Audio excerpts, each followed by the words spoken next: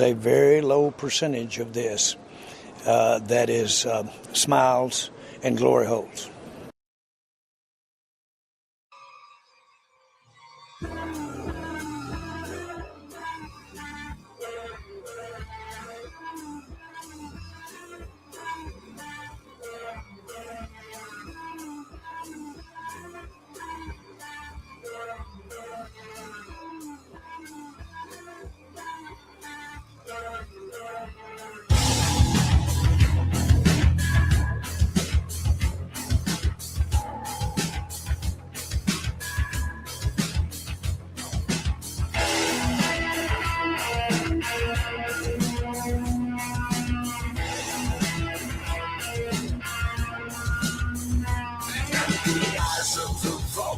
Upon me,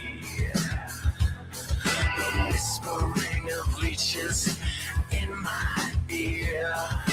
Corner ventriloquist scratched his name across my wrist. Paparazzi starting to cheer. Take your picture at the scene of the crime. We got your victim and we made up your mind.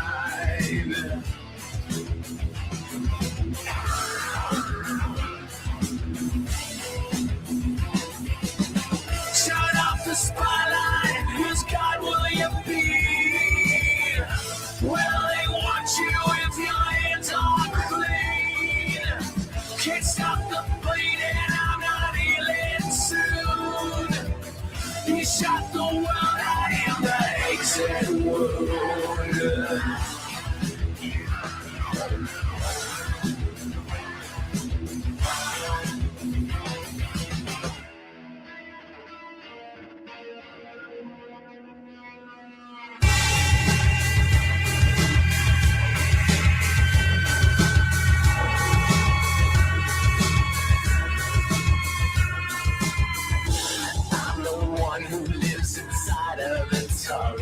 Tells the altered voice what to say. Hey, ballerina bayonet, slice us up with pirouettes. Mouth is shut on hand grenade. Take your picture at the scene of the crime. We got your victim and we made up your mind. Shut off the spotlight, whose God will you be? Well, they want you if your hands are clean. Can't stop the bleeding, I'm not healing soon. He shot the world, I am the exit wound. He shot the world, I am the exit wound.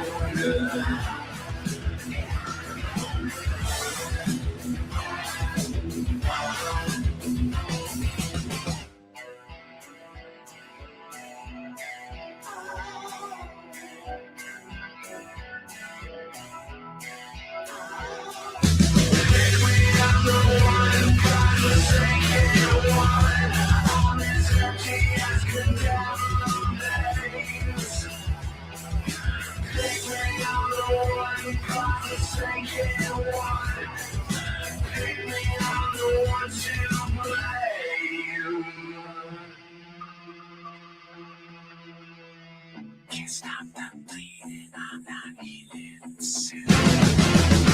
Can't stop the bleeding, I'm not healing soon.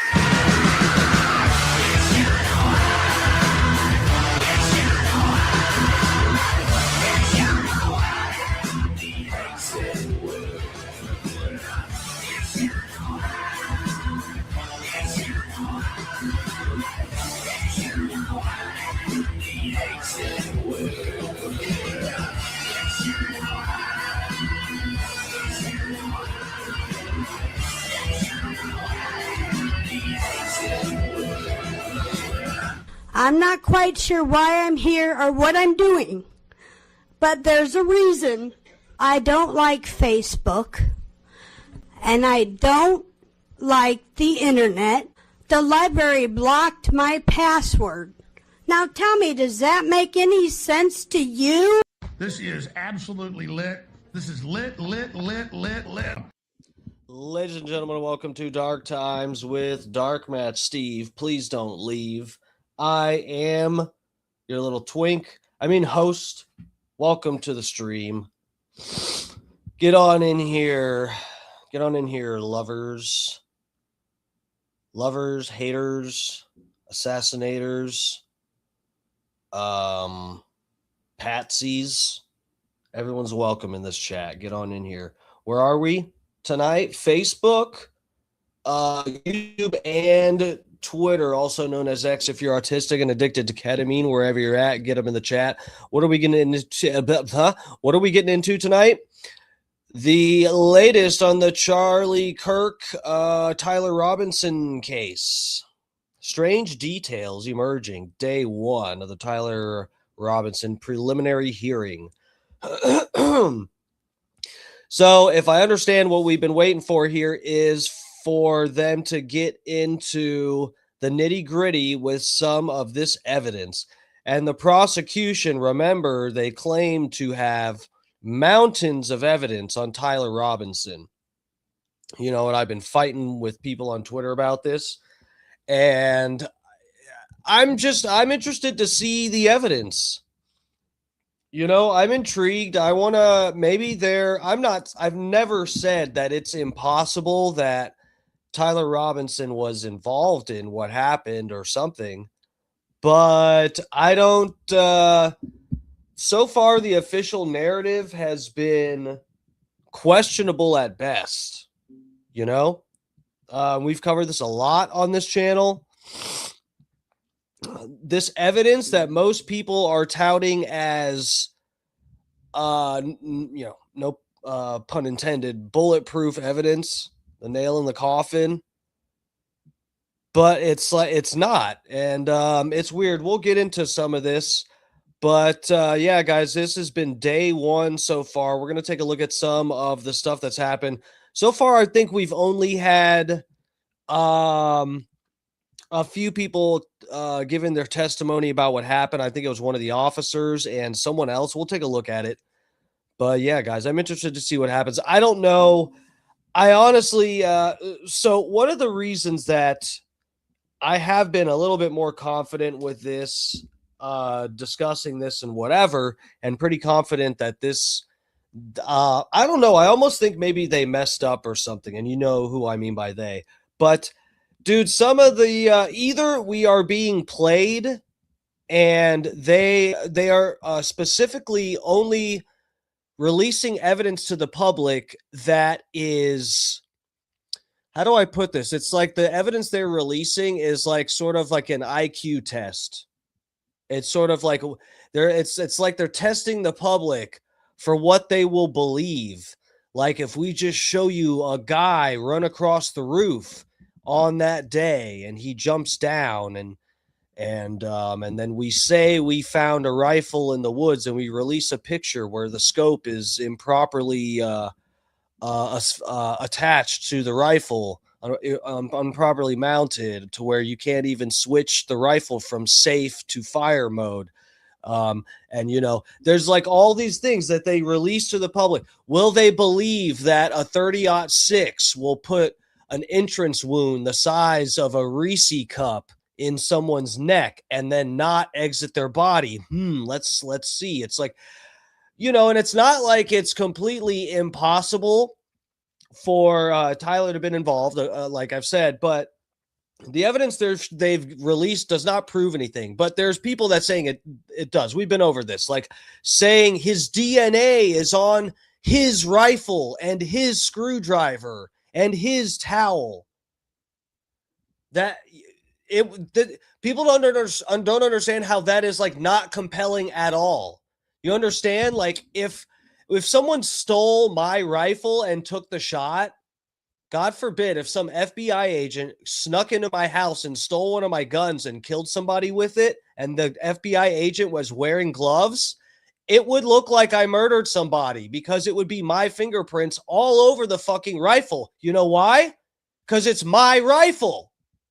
His DNA and his fingerprints on his stuff is not compelling. You have to prove to me that he actually took the shot from the roof, and then make sense of how a 30-06 will put a fucking hole the size of a Reese cup in someone's neck and then not exit their body. There's a lot of stuff that you have to explain, but it's like the stuff that they've released is just enough for people who don't really give a fuck and who they don't want to think about it. They got a job, and I understand it. You got jobs, you got family, you got stuff to worry about. I don't want to have to figure out if the federal government is just completely doing one of the most publicly shady operations ever, or somehow involved with this, or at least lying to us about it. I don't want to have to think about that what they've shown us. You got a guy who's skinny and lanky running on the roof, and you got some trans furry you know what? It's enough. I've heard enough. Lock him up. That's what's going on in most people's heads with this. They hear trans furry, they see a skinny guy running across the roof, and they see Charlie Kirk bleeding out from 10 different angles. They say, I've seen enough. Just lock him up. I don't care. Cash Patel, quit with the eyes, bro. Your eyes are bugging out of your head. Okay, just lock it. I don't care what ally of ours really actually was part of this operation. I don't care. Just lock up the fucking trans person. Oh, that's the boyfriend? Lock them both up. I don't care. Well, I'm done. And I understand it. But that's the kind of people that this evidence they've released, those people will be convinced by it because they don't care. They don't want to fight this. They don't want to say, hey, wait, maybe something, I don't know about this. Something seems off. They don't care. They're just like, it's enough. So I'm intrigued to see this mountain of evidence that the prosecutors claim to have.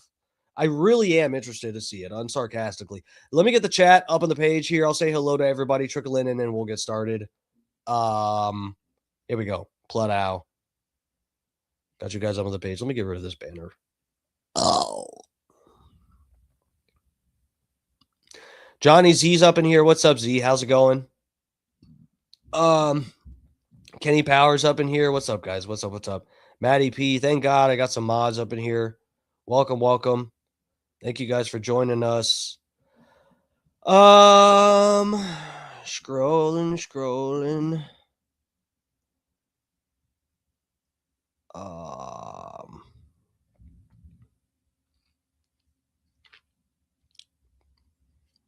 Sorry I kept you guys waiting. Damn, I'm seeing the timestamps on your chat messages. Oh, I almost scrolled past Bob Cook. What's up, Cook? Welcome. Don's up in here too. Don, good to see you. What's up, dude? How's it going? Michael Earl's up in here. What's up, Michael Earl? Yeah, guys, I still got some fucking snot left with this cold I had. Kevin Gable's up in here over on the YouTube. What's up, dude? Or on the Facebook, not the YouTube, Facebook. What's up? Thank you guys for hitting the like over there. I don't know why I only see the likes from the Facebook that come through on StreamYard and not YouTube or anywhere else. It doesn't show me. But thank you guys over on the Facebook. Thuggish Ruggish up in here. What's up, bro? How's it going? Good to see you. Funny Face up in here. What's up, Funny? Kirk's up in here too. What's up, Kirk? Good to see you. If he was an immigrant, he would get the death penalty before trial. True.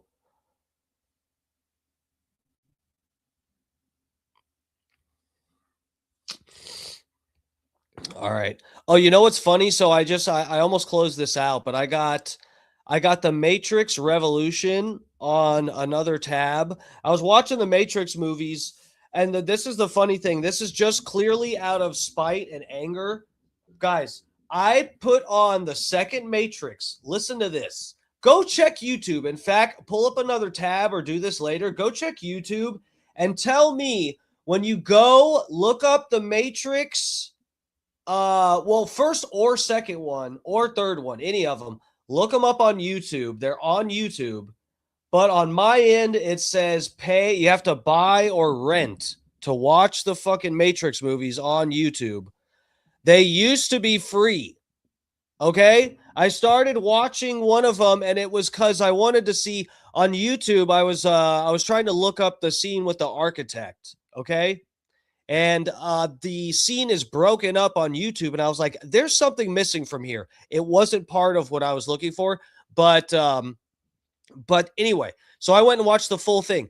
Halfway through, or no, probably about 3/4, almost 3/4 of the way through the movie, and it was just late, so I turned it off. I was watching it for free. They used to just have it free with ads on YouTube as of a couple days ago. This was over the weekend. I was watching it. And then when I went to watch the rest of the Matrix, the second one, I forget what the fucking name of Reloaded, Matrix Reloaded, the second one. When I went to go finish watching it the next day, it was buy or rent. They switched it overnight. I shit you not, guys. I cannot believe these fucking scumbags. It's like I've been telling people too much about the movies on YouTube. I've been telling people, guys, they have them on. There's a bunch of decent movies on YouTube, and they're actually free. Like, they're just, it's less ads than Tubi, and it's like, they're right there on YouTube. And there they go. They fucking got me. In the middle of watching a movie, they changed it to pay-per-view. Can you guys fucking believe that? It's like at Walmart when you pull something off the shelf and they got the new digital price display, and then they change the price after you grab it off the shelf. Unreal.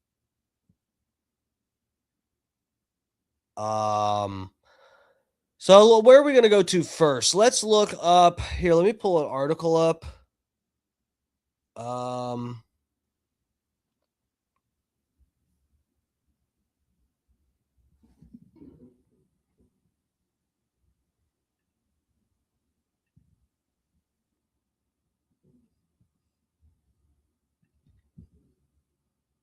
Okay. Man, I got really good numbers on Twitter right now, I think.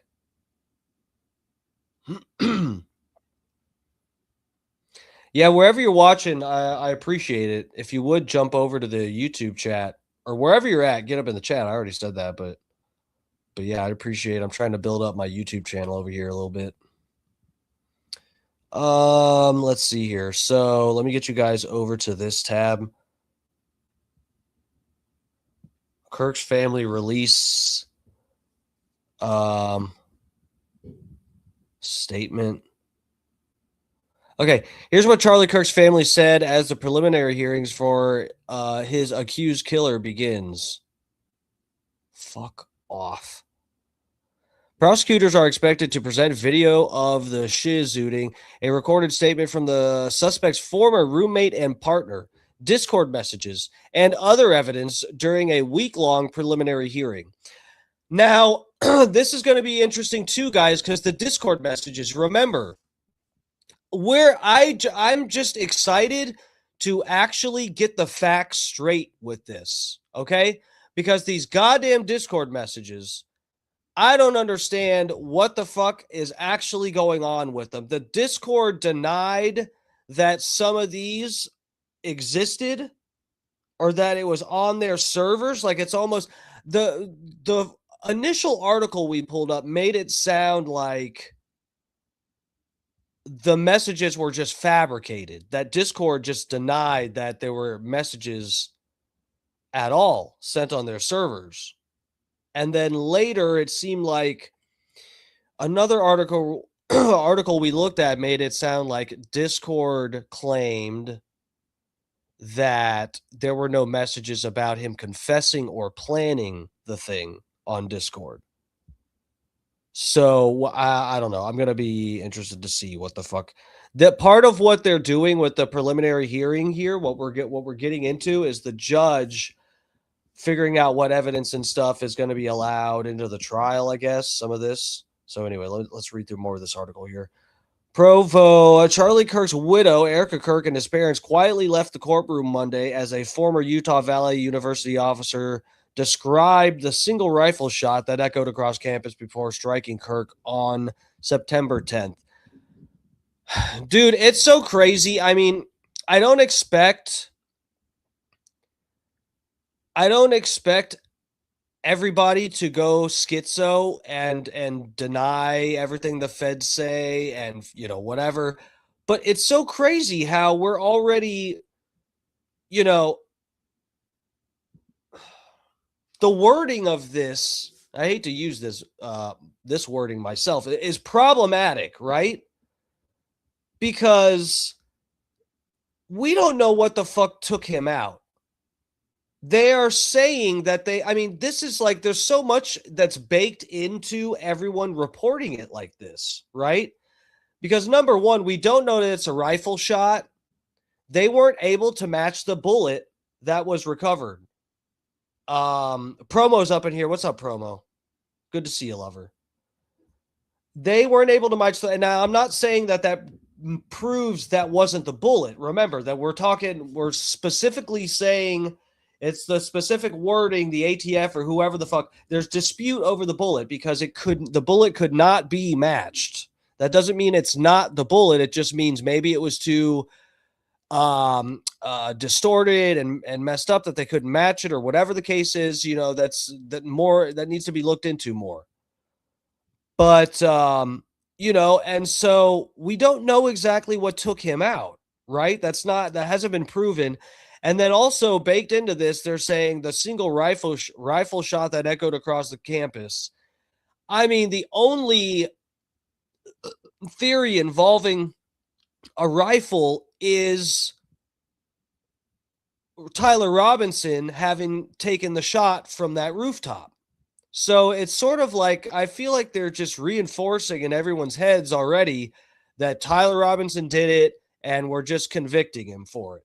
We're just getting it on paper that he did it. But that's not proven. The officer's testimony came on the first day of the week-long preliminary hearing for Tyler Robinson, the Utah man accused of fatally shooting Kirk. He faces multiple charges, including aggravated murder, and prosecutors have said they will seek the death penalty if Robinson is convicted. Erica Kirk dabbed tears. This is false too. We all know there were no tears there. She was dabbing, but there were no tears. This article is so false. It's full of inaccuracies. I hate this. Salt Lake Tribune sucks here, guys. Dab tears. We all know better. We all know better. There were no tears. She may have dabbed. This is why details are important, guys. We know this is fake. They have officially lost all credibility so far in this article. We're done. Okay? We're 2 paragraphs in. We're done. No credibility. Dab tears. From her eyes before Monday's hearing began, where testimony was largely centered around the layout of Utah Valley University's campus and the fact that where he got shot was shaped like a menorah. Also in the courtroom Monday was Donald Trump Jr., I added that last part, and his wife, Bettina. The fuck, is she black? Oh, fuck. There's Erica Kirk. She's like, y'all, I'm so sad. I swear I'm sad. Security at the courthouse was tight Monday as the high-profile attendees. Hold on a second.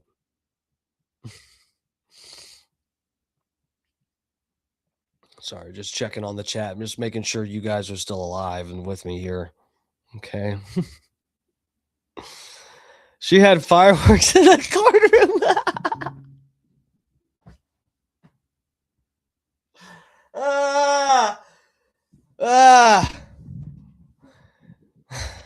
Your Honor, if you don't mind, I have a few sparklers. Your Honor, if you don't mind, I have a few Roman candles to set off in my husband's honor. Kenny, I love you, man. God damn, that's funny. Oh, fuck. Went to a Planet Fitness in Salt Lake City once. Did you get shot in the neck? Okay. Where were we? Okay. Security in courthouse is tight. As high-profile attendees arrived while Robinson was transported from the Utah County Jail to the courthouse in an armored vehicle, courthouse seating was limited and the public began lining up at 1 a.m. Monday morning to get a seat. Holy shiza. Ahead of the hearing, Kirk's family, including his parents Robert and Catherine, his sister Mary, and widow Erica Kirk, new CEO of his cool company, released a statement saying Charlie was a beloved husband, son, brother, friend, and father. Every court proceeding serves a painful reminder of his death and the loss that has irrevocably impacted our lives and the lives of his children.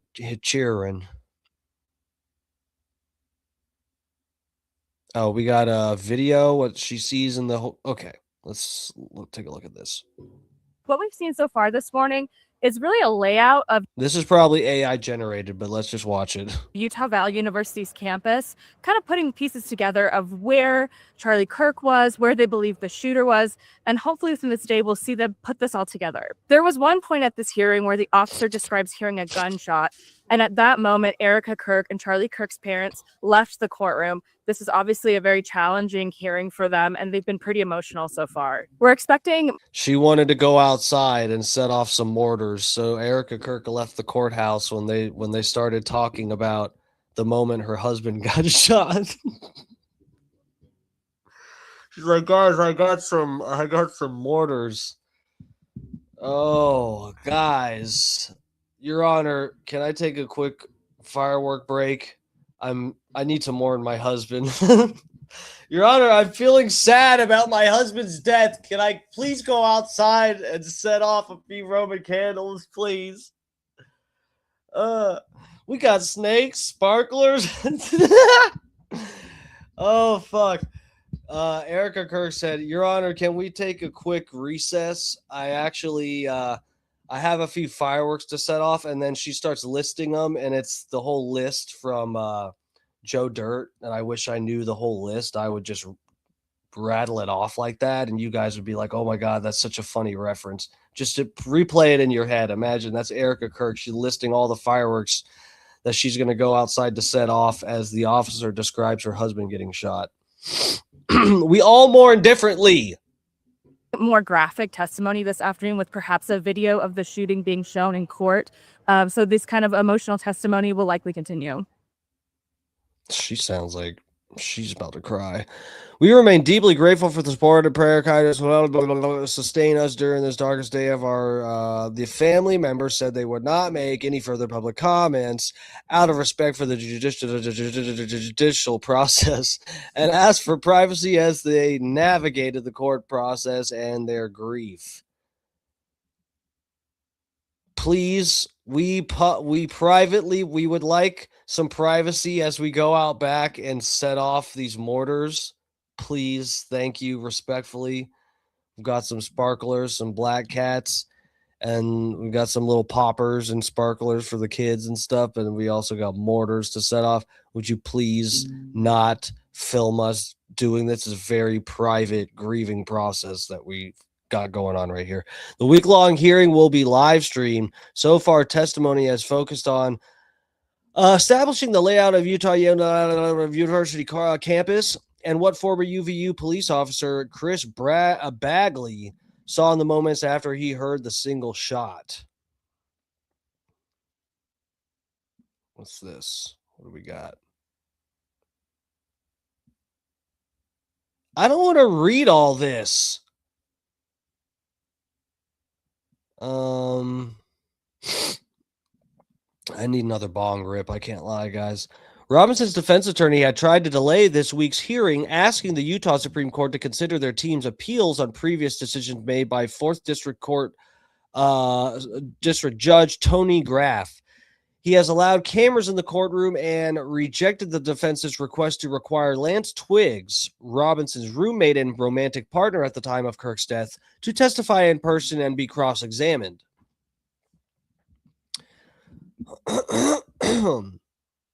On Thursday afternoon, the Utah Supreme Court denied the petitions clearing the hearing to move forward.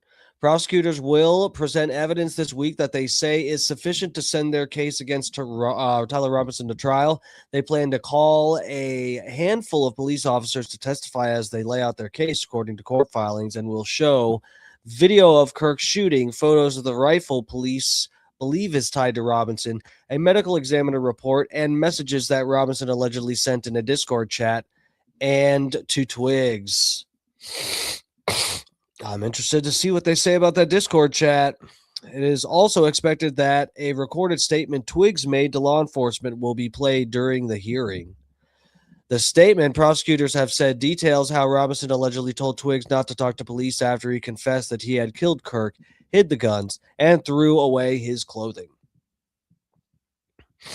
A preliminary hearing is not a trial, and the burden of proof is much lower. Graff needs only to determine that there is probable cause that Robinson likely committed a crime, compared to the beyond a reasonable doubt standard that jurors must find in a trial.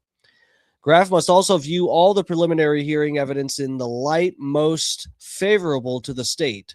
Robinson will enter a plea to the charges once Graff determines whether there is probable cause for the case to move forward. A trial date has not yet been set. It's a developing story. Blah, blah, blah, blah. Okay. All right. Let's see here. Oh, Scott Starbird's up in here. What's up, Scott? Tyler looks guilty as fuck. What do you mean? Based on evidence, or you're saying the look on his face?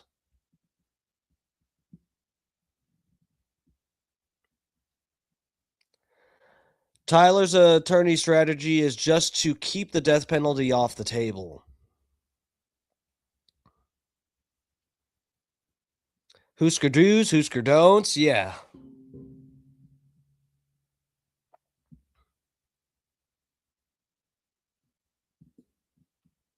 The look on his face? Oh, true.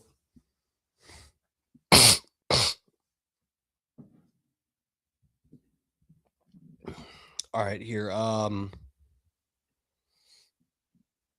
Let me pull up. Let's go ahead and let me find some of the testimony that we can take a look at.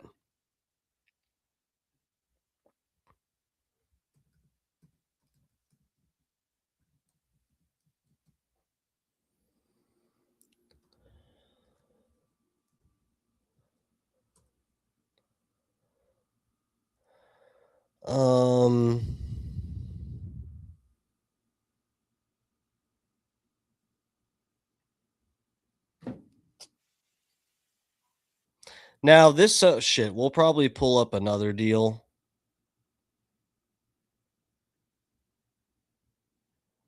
Let me see. We hear everything and miss nothing. An amplified ride synced to our nature. Wow, cool. Awaken the instinct. Senna, ride connected. Did a refi lower your monthly payment? I have no idea. So let's see. Okay.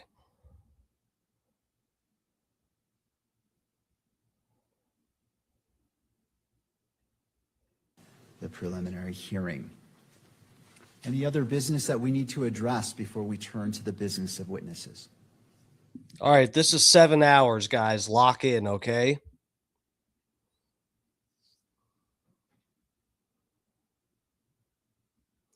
Scott Starboard said, if Tyler's a patsy, they picked a good one because that boy ain't right in the head. Well, yeah. Yeah, they picked a good one, like I said. Most people here, trans, furry, whatever. I've heard enough.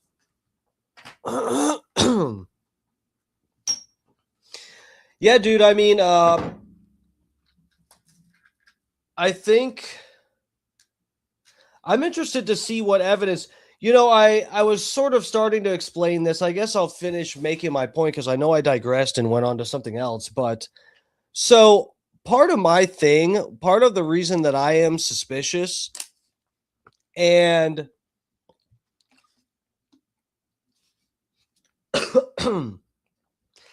It's only saying so much because this is and Erica Kirk never denied this or anything. No one ever denied this on behalf of Erica Kirk or claimed otherwise. But you guys remember when Candace had her meeting with Erica Kirk?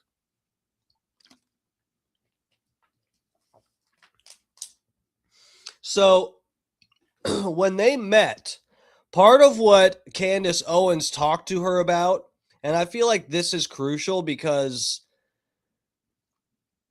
it's crucial in just in a vibes type of way. This is not like, oh, this is my evidence to prove that he's a patsy. That's not at all what we're saying here, guys. What we're saying is with the vibes and everything, because we don't have all the evidence, we can't make a really good informed decision because we don't have a lot of evidence. We're going by vibes and stuff here.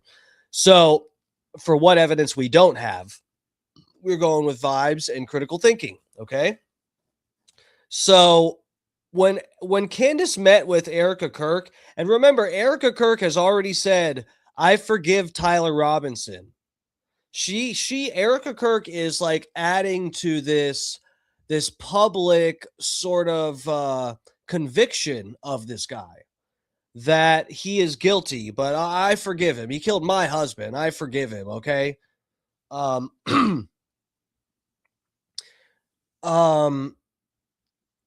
Fuck, where was I even going with this? I'm too baked. Oh, if he's a patsy, they picked a good one. Oh, well, one of the things, shit, I was going back to something that I was getting to earlier that I fucking digressed from. That's why I need to hit the bong again to get my head back straight. Is that what I need, guys? Another bong rip?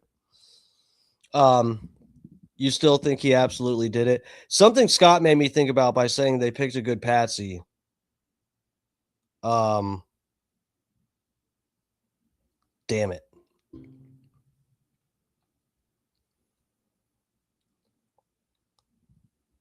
Oh, with the evidence.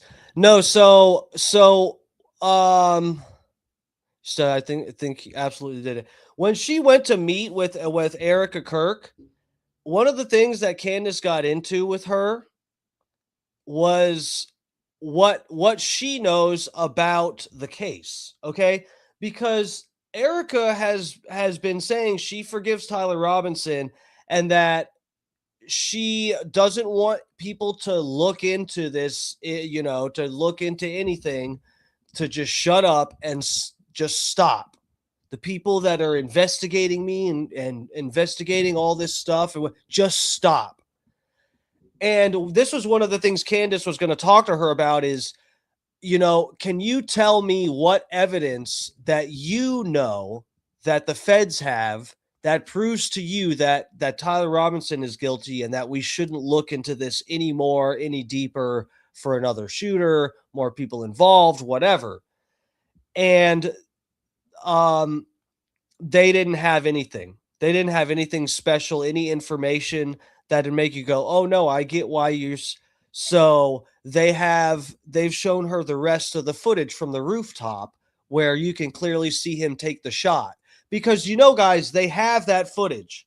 They have footage from the rooftop where you see the guy running across. You know that the camera didn't just start recording when he's running across, right? It recorded before that, right? So they have that, and they're not showing anybody. They haven't shown that to Erica Kirk. They haven't shown that to anybody. And so that's what makes me think that I'm not so sure that the prosecution does have this in the bag, because this is just like, people are going along with, or at least they don't have super convincing evidence to me. This may be enough. They might have enough evidence to convince the judge to let the case go forward and to convince a jury. They may. That's possible, but they don't have enough evidence to convince me that something else didn't happen. There's been too many red flags left and right. And even the defense has agreed with me and everybody else. who thinks that it's kind of weird that they would just contaminate not only the people that paved over, multiple people contaminated the crime scene. Remember, there was a guy that got, I don't remember if he actually got arrested. I think he did, but he got detained when he was at the Charlie Kirk crime scene with a rifle. Did you guys does everybody remember this? Multiple people contaminated that crime scene. That should have been the most locked down crime scene. There should have been an officer blocking it every second of every day until they had combed the whole thing over to where there's no possible way that you could find any kind of evidence there. But they let multiple people contaminate it and then let them pave over it. Within a few days, guys, this was like less than a week that this happened. That's just absolutely ridiculous. So wherever this goes, I mean, I don't feel, even if they do convict him, I don't feel convinced, and I don't redact or retract anything that I fucking said.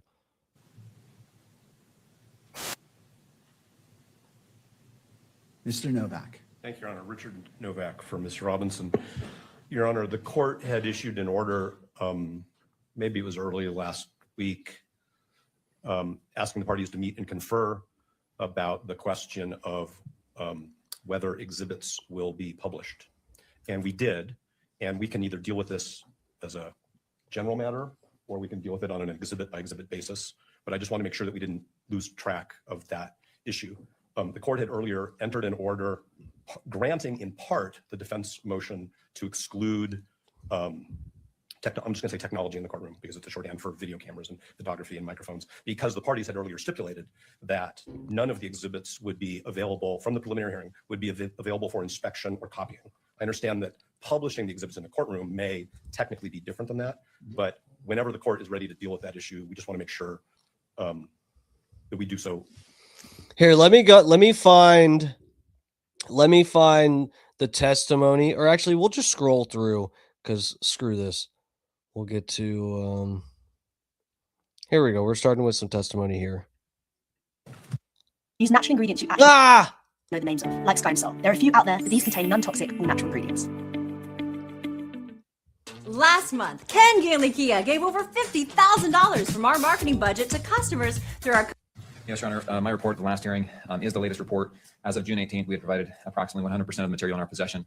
Over the last week, we have received additional materials from SBI due to preparation for this hearing. Those materials have not yet been provided, but they will be as soon as this hearing is complete. Thank you. Defense required the benefit of the record. No, Your Honor. Thank you, Ms. Nestor. In case the mic didn't pick that up, she declined. All right, turning to the state, you may call your first witness. Your Honor, the state calls Officer Chris Bagley. Officer Bagley, if you'd like to come forward. Looks like he's being brought into the courtroom.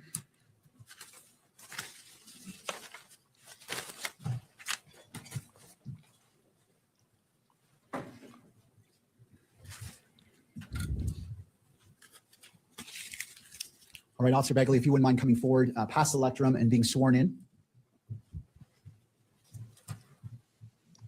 You do solemnly swear that the testimony you shall give in the case now pending before the court will be the truth, the whole truth, and nothing but the truth, so help you God. All right, Officer Bagley, if you wouldn't mind having a seat at the witness table. And after you're situated, to your left is a bottle of water. And if you wouldn't mind bringing the microphone toward you to ensure that it picks up your voice. Yeah. Can you hear that? I can. Thank you. Mr. Gernender, your witness. Thank you, Your Honor. Good morning, sir. Will you please state your name for the record and spell your last name? Christopher Bagley, last name spelling B-A-G-L-U-Y. And how are you employed? I'm employed with the Spanish Fork Police Department as a police officer. As a police officer. What is your position or your rank there? I'm just a senior officer. Senior officer. Okay. How long have you been with the Spanish Fork Police Department? About 5 months. 5 months. How long have you been a police officer? 26 years. Okay. Will you briefly describe, for the court's benefit, your training, what you did to become a police officer? Yeah, so they're calling this guy up. I guess the prosecution is trying to use this guy to establish that it's he heard a gunshot. It's a rifle.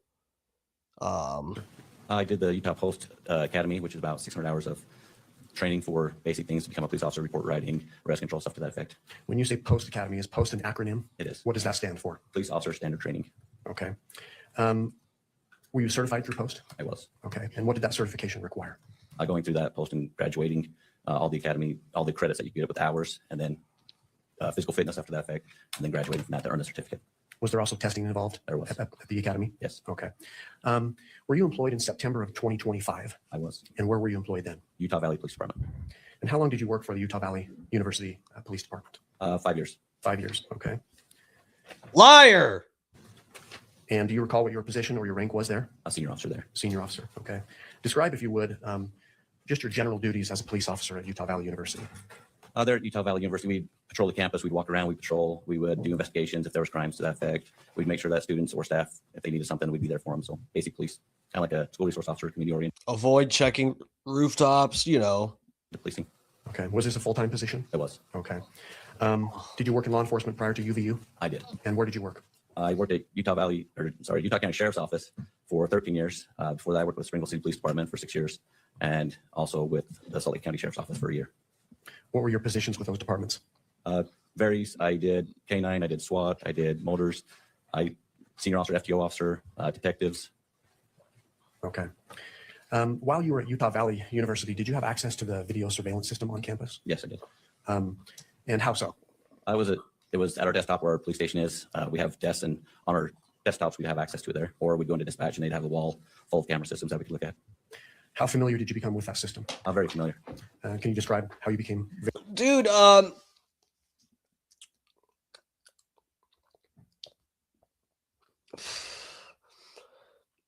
Maddie said the defense absolutely wants to try this case in the media.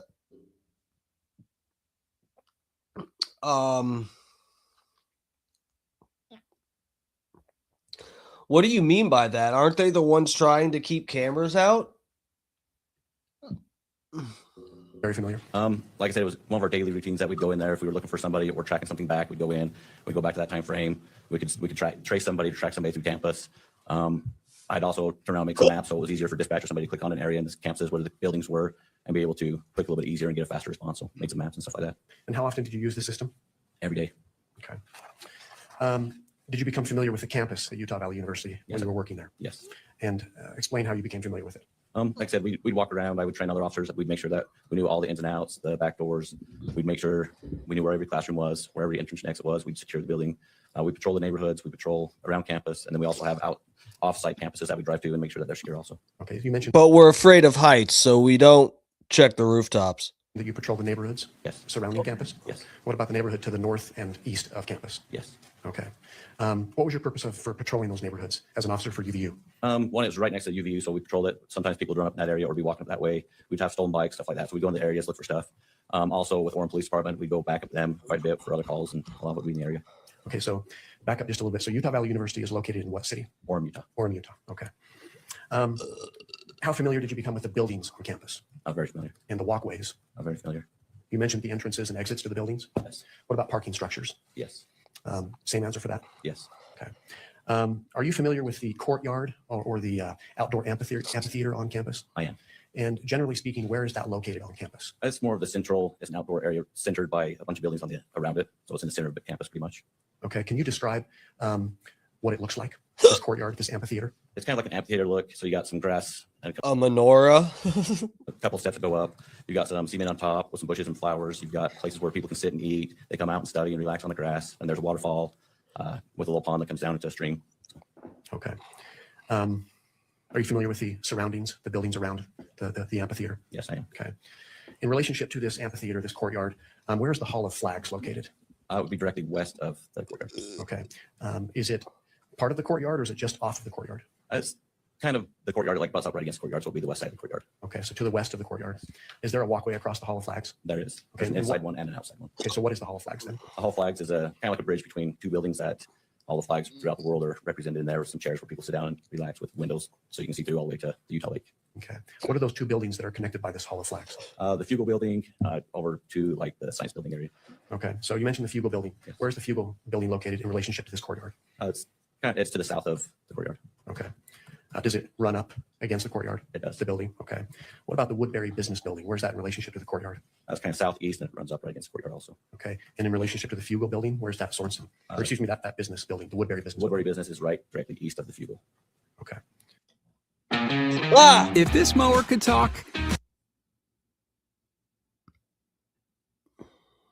What about the Sorensen Center?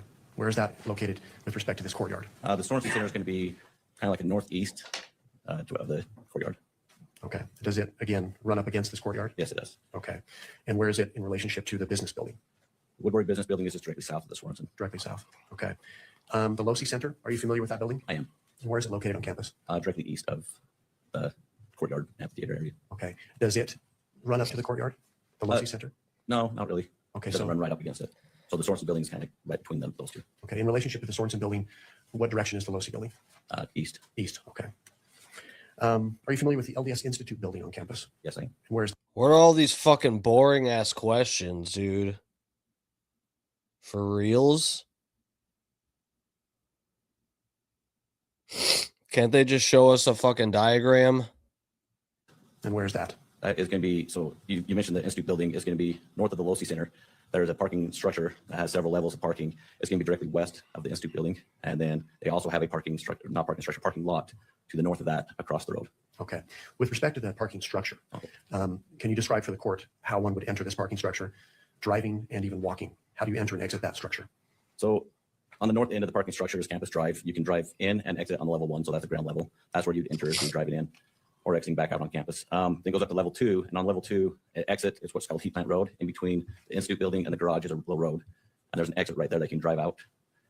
You can also, if you're parking there, you can walk out right there, that exit only, where I was talking about on that southeast side.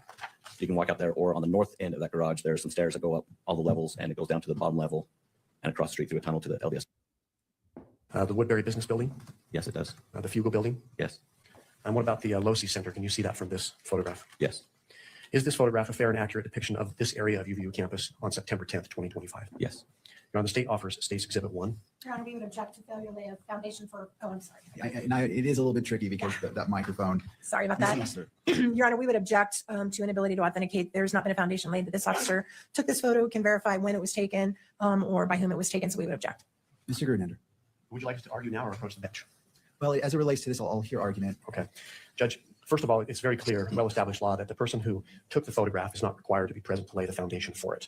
What's required for foundation is that the witness has knowledge of what's depicted in the photograph and can testify to its accuracy. And that's exactly what this officer has done. We laid an ample amount of foundation about this area of campus. He's confirmed that Okay, so that's why we're going through all this boring shit, and I wondered if that's what we were really getting at here, is they are establishing that this fucking cop isn't completely lost, basically.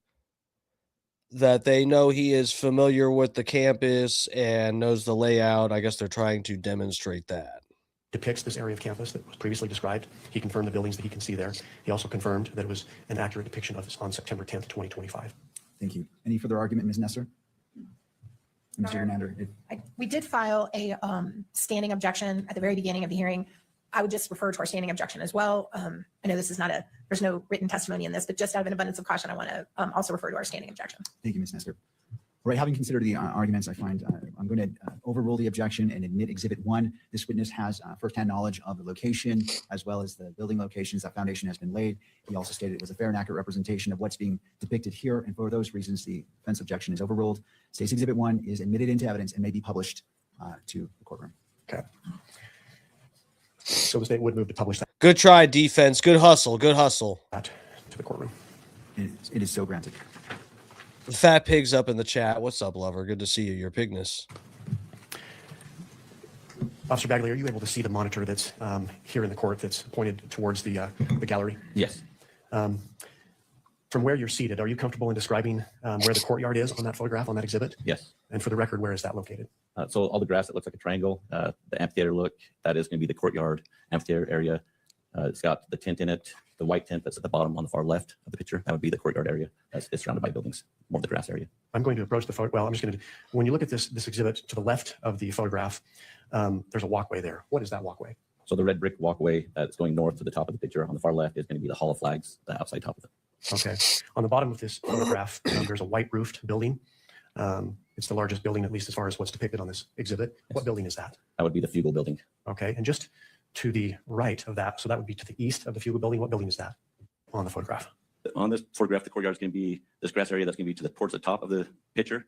The baseball field's behind it. It's closer to the surrounding buildings. There's some grass in there. That would be the courtyard area. Foundation has been laid. If your pet goes from weird to weirder, nowhere to go. Veg, the better, kinder ER for pets. It's way overpriced. Don't go there. Shortly after I enrolled at Rasmussen, I was diagnosed with breast cancer. It was... And overrules the objection. States Exhibit 3 may be admitted, is admitted, and may be published. State would move to publish States Exhibit 3. All right.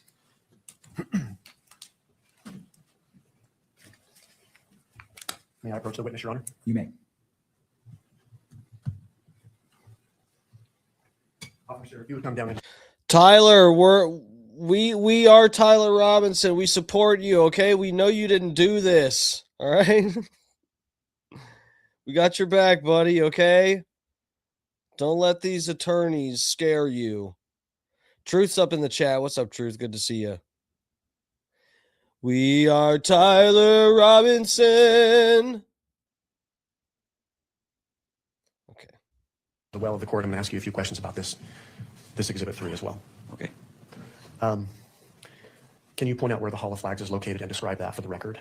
This is our OJ trial. The white, crazy conspiracy theorists, schizos. This is our OJ trial. You know, we've had enough with these feds getting away with all the conspiracy theories and things that they've done to us. We don't care if Tyler actually did this. We want him to walk free. Okay? Just to prove a point. Hall of Flags is going to be down here on the bottom of the picture. It's going to have a red brick pathway with some flowers along the top of it. You mentioned that you were securing an area of that, Yes. that walkway. Where were you? Right, chat? Where were you stationed? I was down here by the end of the flower pots, which is down here on the south side towards the Fugal building on the far right of the picture. Okay. In relationship to where you were stationed, where is the Fugal building then? The Fugal building is just to the right of me, so it would be on the south end of me. Okay. And so it's on the right side of the photograph there? Far right side of the photograph, yes. What about the business building? The business building is just going to be in the middle of the picture on the far right. It's going to have some red brick pathways. It's going to be multi-level, and that would be the Woodbury building. Okay. So we don't have this in electronic form. We do. Okay. Well, I'll refer you to the exhibit that's to your left and behind you. Do you see that? I do. And it's marked as States Exhibit 35 with a yellow sticker. Is that correct? Yes, I can see that on the top left of the photo. Well, for the record, if we can publish that on the witness's screen.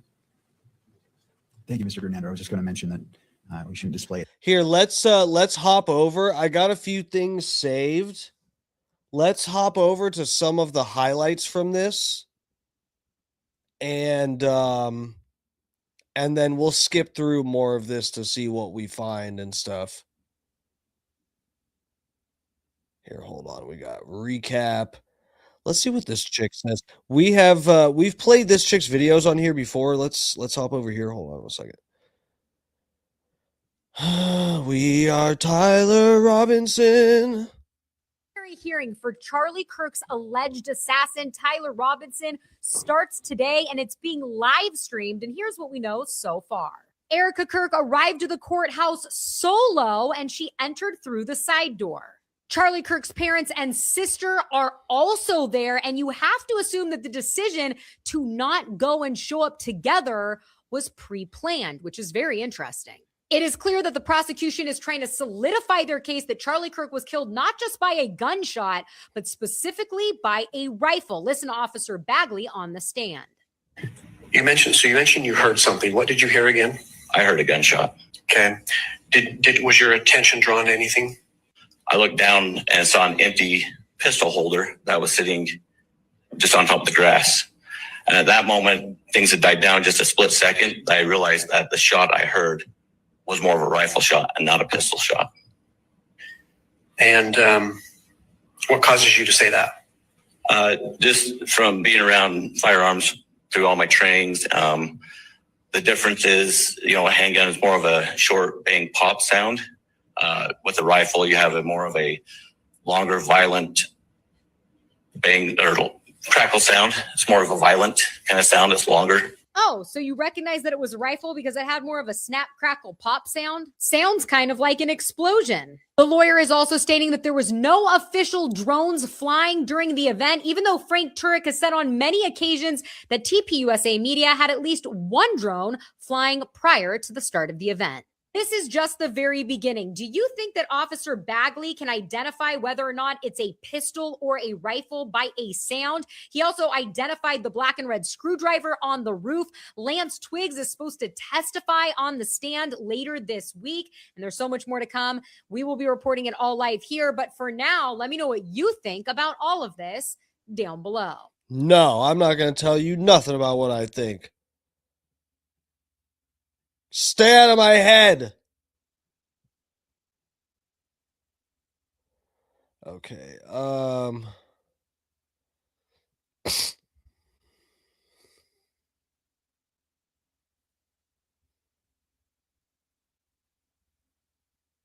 Missing SD cards. Okay, hold on. Body cam died. Okay, let's take a look at this. We are Tyler Robinson.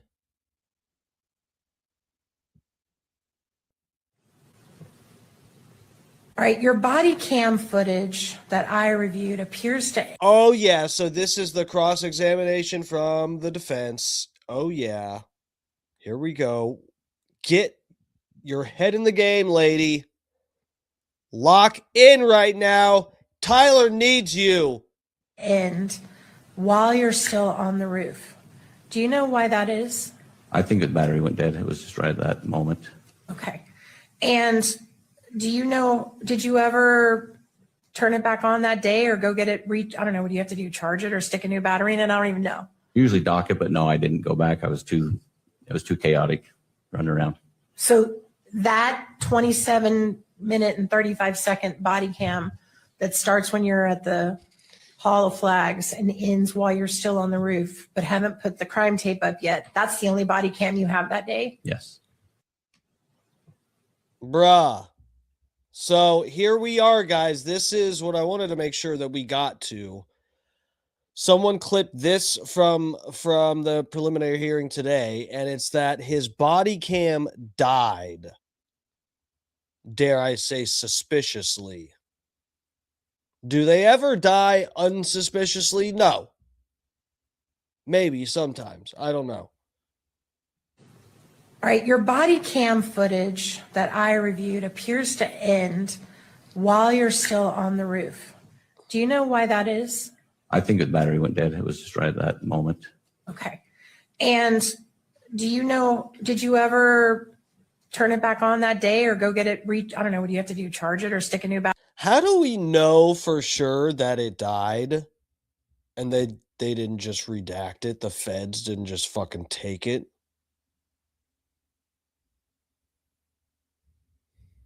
Diddler on the roof? Yeah.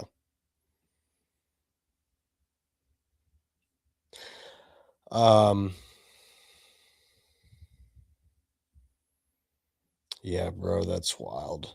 I want to go find that segment myself and see if she presses on that any more than that. And then I don't know. I saved this. Let's see. Some kind of SD cards coming into question here. I think what they are, so I haven't followed all of the bullshit with the SD card stuff. You guys know I don't fucking cover this every night on my channel. I'm not Candace Owens, okay? But there's some kind of discrepancy with the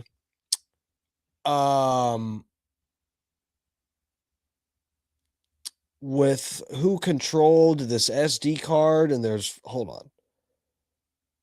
Okay, so let me just read this real quick. New claims surrounding the investigation into Charlie Kirk's assassination are fueling intense debate online. According to reports circulating on social media, the original SD cards from the security camera were allegedly removed by Terrell Farnsworth shortly after the shizooting and later provided to law enforcement as files on a flash drive instead of the original SD cards.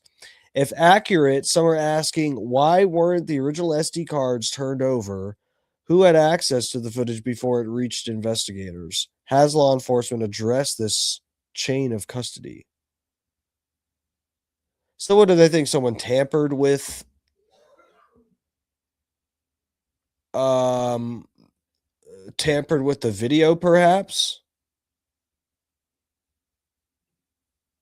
Visual Impulse, who was taking coverage of the event, and they provided Carol Farnsworth to us that they had captured on September 10th of 2025.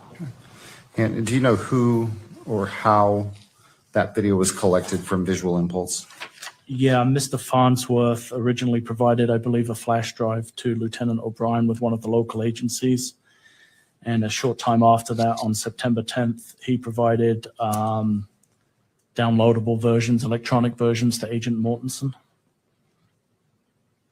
And an 1102 was collected from him on May 6th of 2026.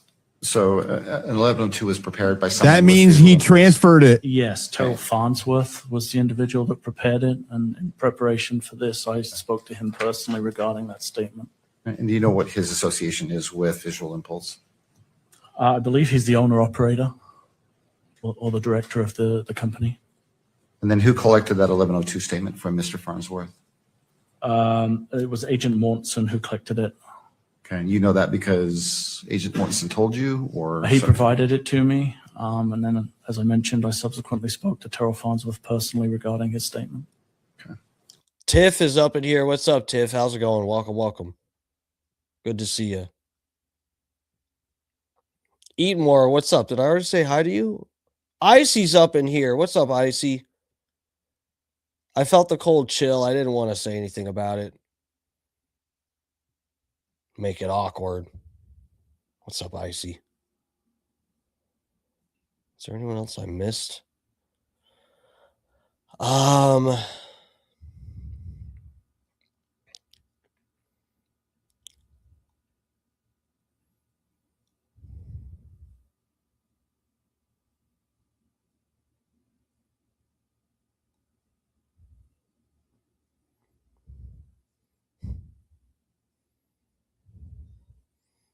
This video is pretty funny. Hold on a second. I had saved this.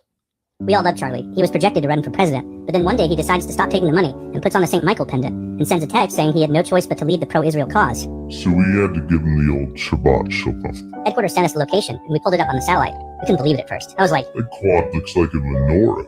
we established a pattern of putting the mic on the inside of his shirt, and thankfully he never got suspicious of how we positioned it. All it was a small vector of concentrated hot gas, like a blank fired out of a handgun. Similar to how John Hexum died. We waited for our asset to ask him a question about shootings, and got him right after his first answer.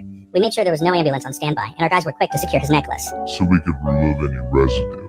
Our guy on the roof got away clean, even after getting caught on film before and after. But then we're giving the patsy rifle, and it's this shitty old Mauser. I was like, this thing is too big for our guy's bag, and the scope isn't even mounted correctly. So my boss says, We'll just say he used a screwdriver to take it apart.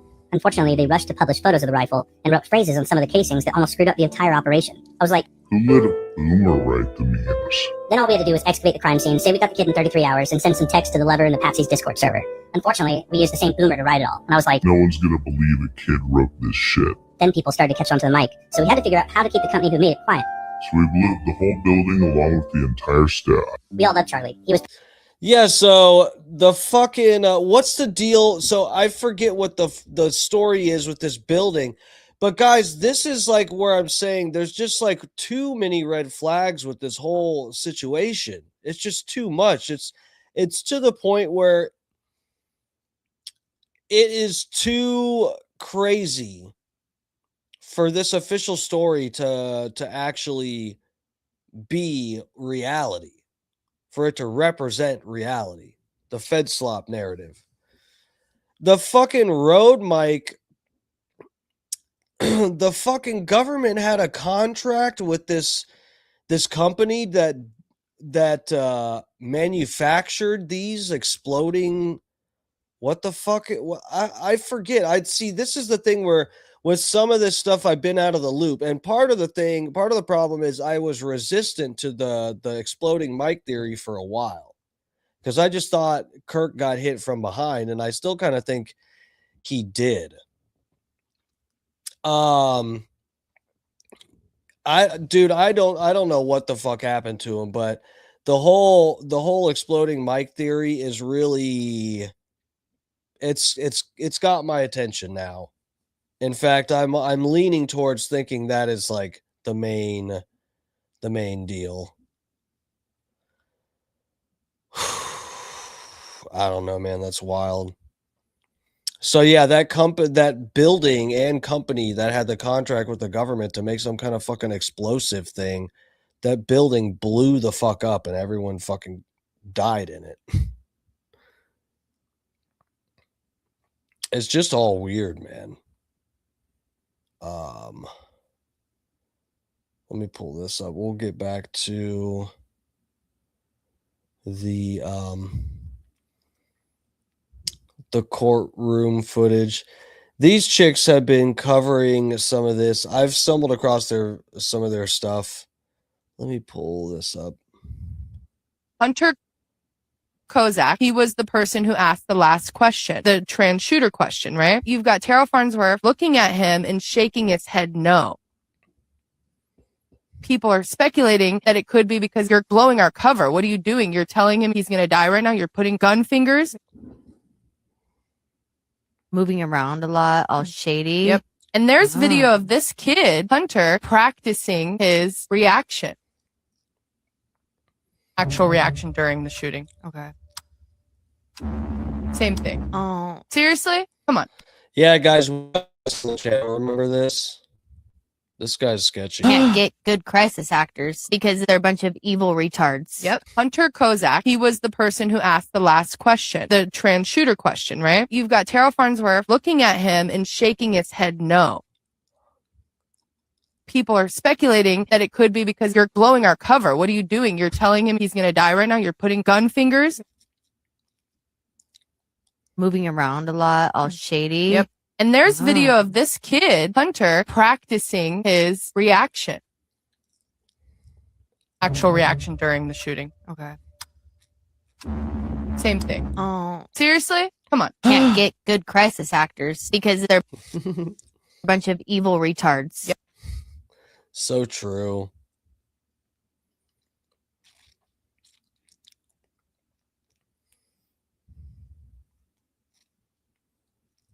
Iran releases proof Erica Kirk Charlie as part of Israel's coup of America. Erica Kirk has been a Mossad agent for Coup of America. Jesus Christ. Okay, that's one way to lose your credibility. I would ironically say that. That's something I would say as a joke. Clearly they're talking about a coup. As a joke, I would pronounce it a coop. And I'd say, a coop, like a chicken coop, huh? That's something stupid I would do as a joke. This chick unironically just read coop. years. Hacked Israeli intelligence files reveals that Erica is a professional honeypot tasked with infiltrating and compromising the United States conservative movement from the inside. The files expose a multi-year operation to smuggle her way into the White House. J.D. Vance would become the president, and then he gets to pick a vice president, and he would pick Erica Kirk. J.D. Vance would be Charlie Kirk, and Erica Kirk would become president without ever having need a vote. That is a Ever. crazy scenario. How about that scenario, guys? And remember, I reported on this on my channel that somebody eventually found out, not right when it happened, but we talked about this later on, that I think it was the day after or maybe the day of, I forget, but it was like right around when Charlie met his unfortunate demise, the domain for what was it? The campaign for fucking Vance Kirk 2028 or whatever it was. That domain was purchased within, I think it was like within 24 hours of Kirk being taken out. They might be really trying to cook this up. A Kirk Vance ticket. Jesus Christ. Oh my gosh. Dude, that would be crazy. That'd be scary. That would be scary. I'd be like, I guess we got to go delete all our Oh my videos. God. Iran releases proof Erica. This is an old video. I don't think that Iran released that, or I would have seen it by now. Oh, fuck. Here, let's go back over. Let's go back over to the testimony. So far we know there's some kind of discrepancy with the handling of, or not a discrepancy, but people are they're taking issue with the handling of the SD card, that the Fed should have the original copy, and also that this officer's badge cam mysteriously shut off until it's been admitted in. So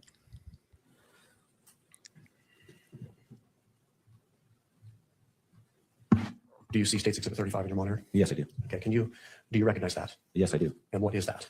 This is an aerial view of the campus and the northeast area, just north of evidence, and may be published. Jesus fucking Christ. Thank you, Judge. The state moves to publish it. And if granted, may I approach the exhibit? You may.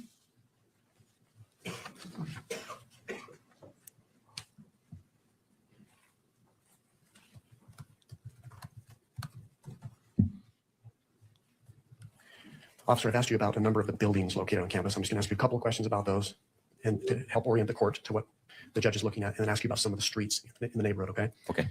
For the court's benefit, can you point out where the LDS Institute building is? What was happening that morning, that day at campus at UVU? I came in to do a shift for a special event where we had a guest speaker come in. Okay. Was your attention drawn to anything else at that time? Yeah, so after we got some people kind of cleared away a little bit, I thought I needed to start preserving the scene because we had a crime scene. And what's up along the cement, you had people that were on the second level of the Sorensen and over by the Woodbury building. There's another level there where a lot of people were standing and watching. So it was pretty packed, Okay. several thousand people. You mentioned you heard something. What did you hear again? I heard a gunshot. Okay. And can you describe you described Mr. Kirk's reaction? Was that simultaneous to hearing the gunshot? Yes, it was. When he fell to the left? Yes. Did you see the reaction from the crowd? Yes. What was that? Everybody kind of got up. They all said a lot of people were screaming, standing up, and starting to run in all different directions away from the center of the tent. Okay. You're a police officer helping to secure the area, correct? Yes. What did you do? At that moment, I recognized it as gunfire. I left my post, which was right there on the south end of the Hall of Flags. I proceeded to right where the Fugo and the Hall of Flags meet. There's some outside stairs that I was trying to run down. As I was trying to get down to the bottom of the stairs, people were running up, people were laying down on the steps. I'm trying to jump over people to get to the bottom of the stairs so I can help stop an individual that's probably shooting. What happened next? By the time I got to the bottom of the stairs, I was informed on the radio that we had a shooter in custody. So I thought at that moment, I was like, oh, that was kind of fast. Obviously, it was closer range probably because we had an individual in custody. Another officer came on, so we had an individual in custody. So I decided to, since the threat is gone, now I can assess for anybody that's injured and start looking for any medical needs that's needed at that moment. I started canvassing the area. As I canvassed the area, I was looking for anybody that was injured. I saw a kid on the ground that was on about the second or third tier in the grass next to a wheelchair, and he was almost convulsing. I thought he'd maybe been shot. Talked to the dad as I was running over there. He said that he was just having a seizure, that he was fine, he was not injured. So then at that moment, I observed that there was no other injuries that I could see at that moment. Okay. Was your attention drawn to anything else at that time? Yeah. He's just having a seizure. There's a little too much stimulation for him. So after we got some people kind of cleared away a little bit, I thought I needed to start preserving the scene because we had a crime scene. And with some of my experience and training to that effect I decided now we need to contain the scene and help preserve as much evidence as we can. So I started pushing people off the grass out of the courtyard area because I knew that's where the crime scene was. So as we started pushing those guys out, my Chief Long, that was right next to me, I looked down and saw an empty pistol holder that was sitting just on top of the grass. And at that moment, things had died down just a split second. I realized that the shot I heard was more of a rifle shot and not a pistol shot. And what causes you to say that? Just from being around firearms through all my trainings, the difference is, a handgun is more of a short bang pop sound. With a rifle, you have more of a longer, violent bang or crackle sound. It's more of a violent kind of sound. It's longer. So that's why I recognize it. Okay. Is a rifle sound louder typically? Yes. Okay. Going back to when you heard this gunshot, could you tell where it came from? What direction? Yes, I knew it came from the east of me. From the east of you. Okay. So you see this realization comes to your mind. What did you do next? At that moment, when I saw the holster, the empty holster, I turned to my chief and I said, that was a rifle shot. And he said, I agree. And I looked up at that moment, right in the line of sight, I could see the Losi building had a direct line of sight. So I proceeded to go look at that and see what was going on up there. Okay. Can you just briefly describe your route to the Losi Center? So from the courtyard, you can go into the Sorensen Center. And like I said earlier, there was on level 1, there's some elevators or there's stairs. I ran up 4 flights of stairs, got to the 4th level of the Losi building and proceeded to the south of the Losi building. There's some stairs, which is at breezeway between the computer science building and the Losi building. There's some stairs that go up to the top of that. And so I went to the top of that. Is that stairway that you previously described? Yes, on the outside of the Losi building. Okay. It's a public stairway. Yeah. Okay. Did you make it to the rooftop? I did. Do you know about what time you got there? I got there at 12:44. Okay. What did you do when you got on top? When I got on top, I hopped over the guardrail. I noticed that there was an object which was sitting right about 10 or 15 feet in from the other side of the guardrail in the gravel. That looked out of place to me. And in relationship to where you hopped over the guardrail, what direction was that object? To the west of the guardrail. Okay. And did you recognize the object? I did. And what was it? It was a red and black screwdriver. Okay. Did you touch that object? I did not. Okay. I am going to refer the witness on your screen, Officer Bagley, to State's Exhibit 3.1. Let me know when you see that. Yes, I see. Do you recognize what that is? I do. And what is that? That's a picture of the screwdriver that I saw that day on top of the rooftop of the Losi building. Okay. And that's how it appeared on the roof that day? Yes. Is that a fair and accurate portrayal of the screwdriver you observed and found that day? Yes. Now the state offers State's Exhibit 3.1. Dude, this is really weird. You know, I keep going back and forth in my head. I truly like I don't know about this case. I really don't. There's just so many fucking man, this is just really I'm actually worried that they are going to get a conviction.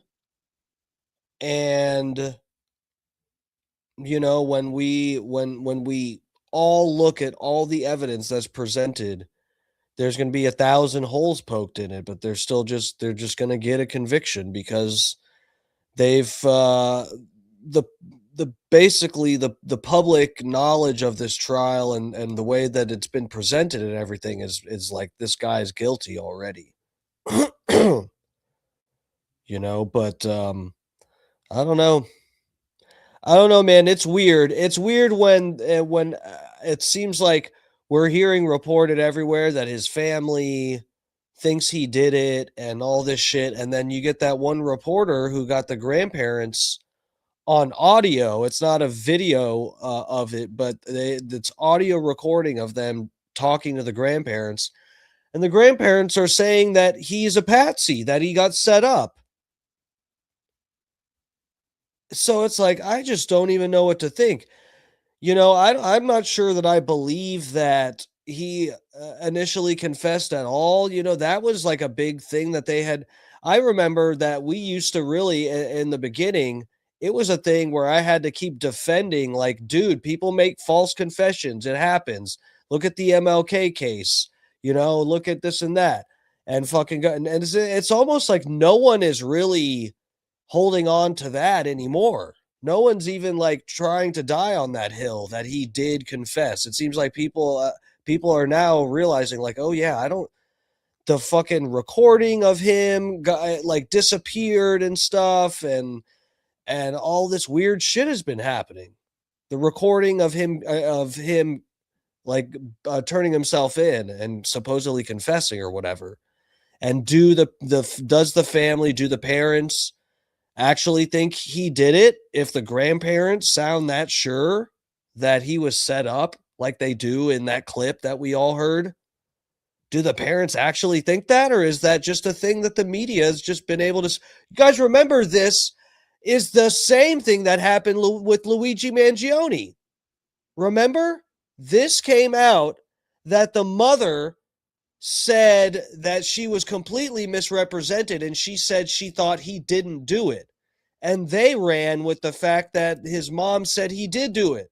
That was reported multiple times, and then it came out she said that's bullshit.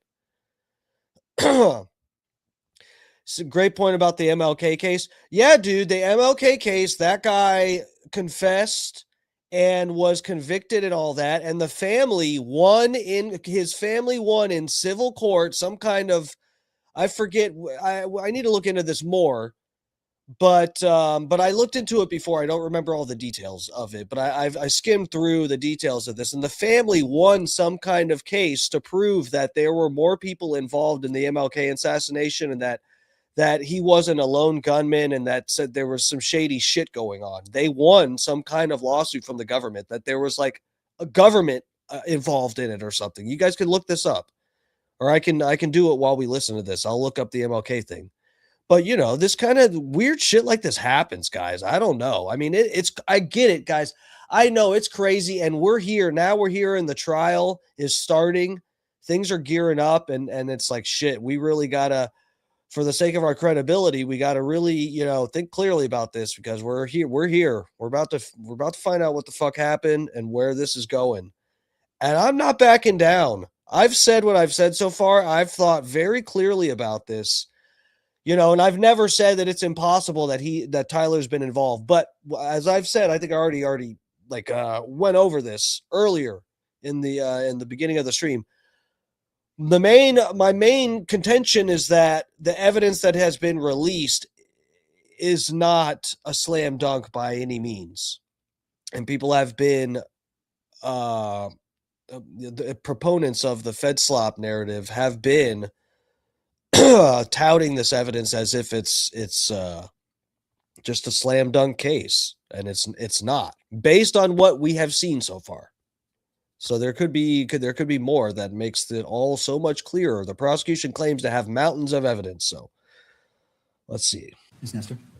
Your Honor, we renew our standing objection and object on the grounds that there's no foundation laid as to when the photo was taken or by whom. Thank you. Obviously, I'm just attracted to killers, the fat pig. I don't want to bang Tyler Robinson. He looks appalling. Luigi Mangione objectively is hot. Okay? Anyone would be thrilled to share a cell with him. You just be in that cell hoping that he got desperate and horny. Please let tonight be the night.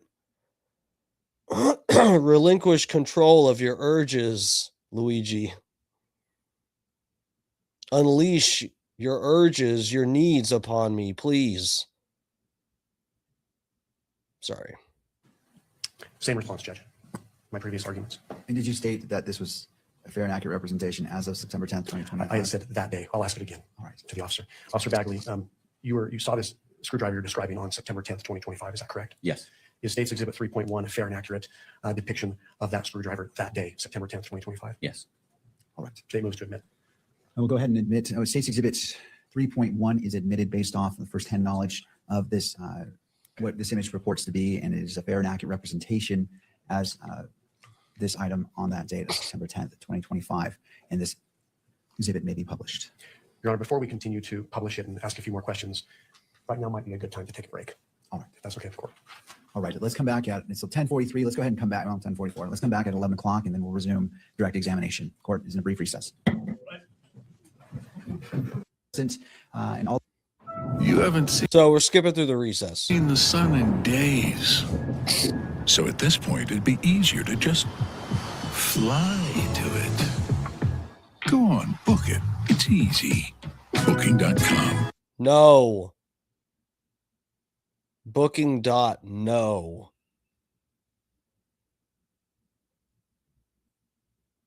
Let's go ahead and proceed. Mr. Gernander. Thank you, Your Honor. We left off Officer Bagley with just having admitted State's Exhibit 3.1. I believe the court also granted our motion to publish 3.1. So we would ask the court to publish that to the council. Nick, the gun guy. What's up, bro? Thanks for joining us. How's it going? Good to see you. Good to see you. Valerie, 3.1. To the Ms. Nestor, any thoughts? No. All right, we'll go ahead and publish Exhibit 3.1.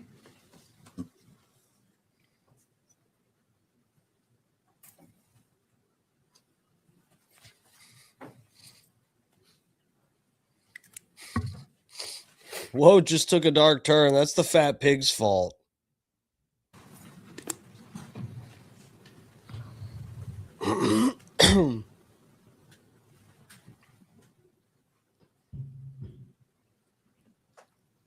Looks like it's just taking a second to come up on the screen.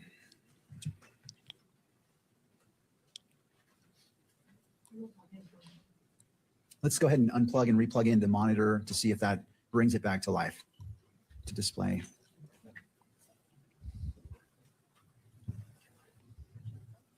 Your Honor, the state would move to publish it. All right.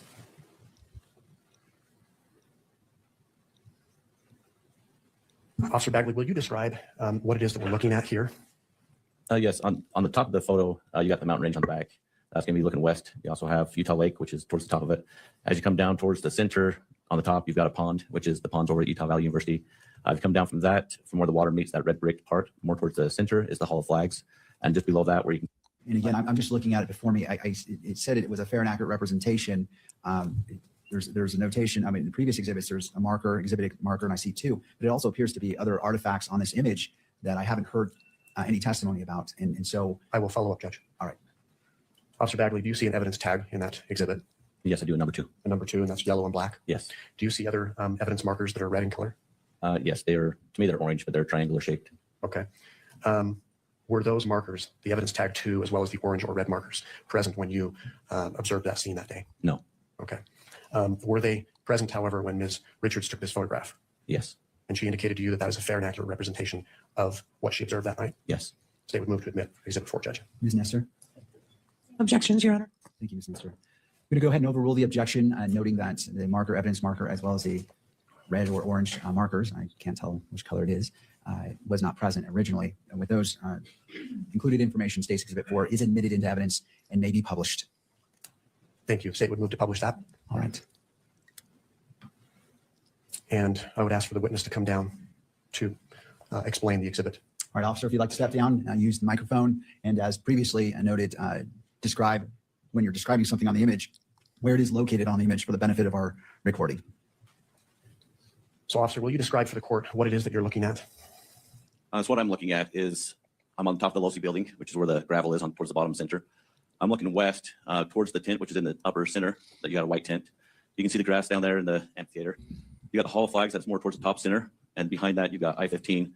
But what I'm looking at is in the disturbance of the gravels what I saw that day. Okay, and what can you describe for the record that disturbance? To me, when I got up there and I could see this disturbance of gravel, to me, it looks like a sniper pad, a person that has been laying in a prone position, and you've got markings of elbows, knees, and feet for somebody who was in the line of sight of where Charlie's. So I guess we can't see it because there's no one operating this live feed, the camera that's in the courthouse. I guess there's nobody really operating it to turn towards what they're looking at or whatever the case is.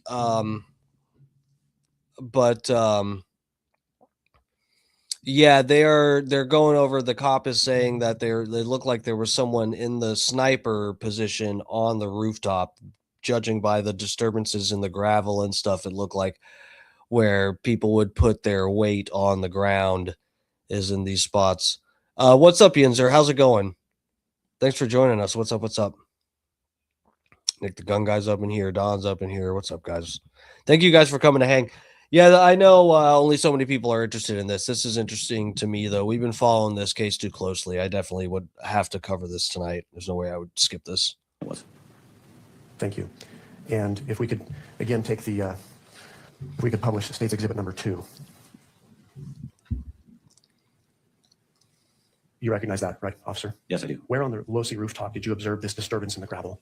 If you go to the Can you center of point the to picture, if you go to the center of the picture and the darker gray part of it, on the left side. Bro, the fucking I'll let it keep playing. Right, so the south side of the attorneys, I joked about this before, but it is actually serious. These attorneys would actually do good if they really want to get him off of this case. They would do good to listen to some of these conspiracy theorists. Just check in on some of these shows, what they're saying. Just check it out. You might hear like a good argument here and there to dismiss some of the fucking crazy bullshit that inevitably that will be said. And what is that? This is going to be a picture of the side profile of that last photo we looked at with some red or orange markers, and the number 2 with also a tape that's there on top of the Losi building. What was that tape that you said? There's a measuring tape, it looks like. Whoa, where are we? We're in Jiffy Lube. Just pulled in to get a 15-minute oil change service. Okay. Are you able to tell which direction the photographer was facing? Yes. And what direction is that? It's facing south. This is a nighttime photograph, correct? Yes. Do you know who took this picture? I do. And who took the picture? It was Melissa Richards. The same individual that you spoke about before? Yes. Did you ask her whether this is a fair and accurate depiction of what she observed that Yes. night? Yes. What did she say? She said it was. With respect to what you observed that day, apart from the evidence tag, the yellow tag, as well as the orange or red markers, is this a fair and accurate depiction of what you observed? Yes. What's different about what you observed as far as what's on the photograph, the previous exhibit, compared to this? You can see more of the length of an individual. So you can see that more, there's 2 elbows, 2 knee areas, plus also towards the far right of the photo is also a marker where like somebody laid a gun down. Okay. Like a prone position. Your Honor, pursuant to Rule 1102, as well as other authority that's been cited today, the state offers State's Exhibit 5 into evidence.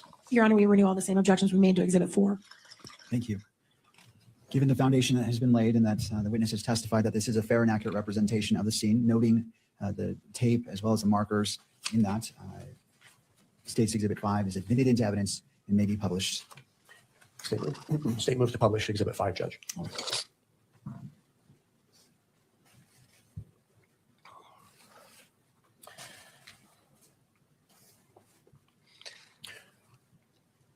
Before turning to what you did next on that day, taking you back to the daytime of September 10th. Okay, so good. We're going to get back into some of the officers' testimony here, which I was hoping to get back to. So what we're looking at here, they're entering in all this evidence, and it sounds like the defense, I forget what the different objections they had, but I guess to each thing that they were entering into evidence, to each little bit of evidence, which are pictures, they're showing pictures of different stuff they saw that day. The screwdriver up on the roof, the gravel that's on the roof that is like disturbed, and it looks like a body was laying there, like someone was laying down in the prone position to take a shot with a sniper rifle, and all this stuff. And the defense has basically been trying to rule it out. And I forget exactly what they said the objection was to this stuff, but they're trying to keep all this stuff out of the trial. 2025.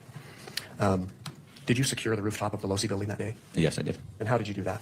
I put yellow police crime scene tape around the portion where so nobody else would disturb that area. And when you say that area, what areas are you talking about? I'm talking about the roof where it was the southwest side of the roof where I found the disturbed gravel, where it looked like somebody had been proned out in the line of sight of the tent. So right there. Did you secure the area as far as any of the entrance area up onto the rooftop with police tape? Yeah, so then where that natural guardrail is, that was the other barrier where they were advised not to go any further from there other than police officers. Okay. If we could go back to State's Exhibit number 2. If we were to zoom in on this photograph, are you able to see the police tape that you put up on the rooftop of the Losi Center? Officer? Yes, you would be able to. Kimberly, if we can zoom in.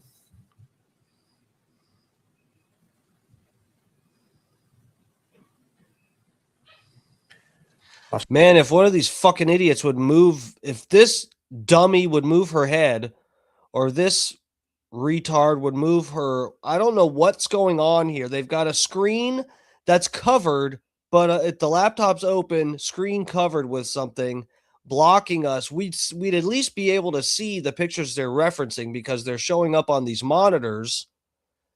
But Dum Dum won't move her head, and dipshit won't move this thing. So I'm going to have you come down and describe for the court where you put that police tape up to secure that scene, the rooftop area. On the southwest corner of the rooftop. So this is the top of the Losi building. You got your 2 different grays. The southwest is towards the top, center of the picture. You can see some yellow tape that spans from over here on the far right side of the picture by these black pipes, goes around a silver vent, comes back down around to the corner of that silver to keep everybody out of that area where that prone position was at. Okay. On that photograph, are you able to... Oh my God, they're moving the camera. To see where you put the tape up as far as the access way to that roof near the stairway?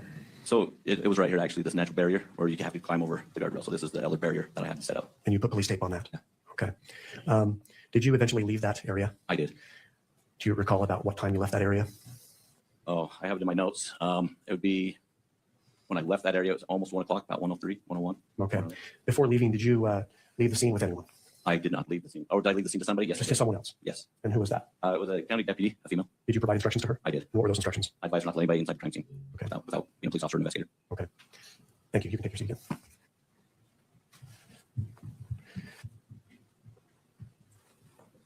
Officer, upon seeing this disturbance in the gravel, you described what it looked like to you. Yes. Someone lying down in a prone position, correct? Yes. What did you do next?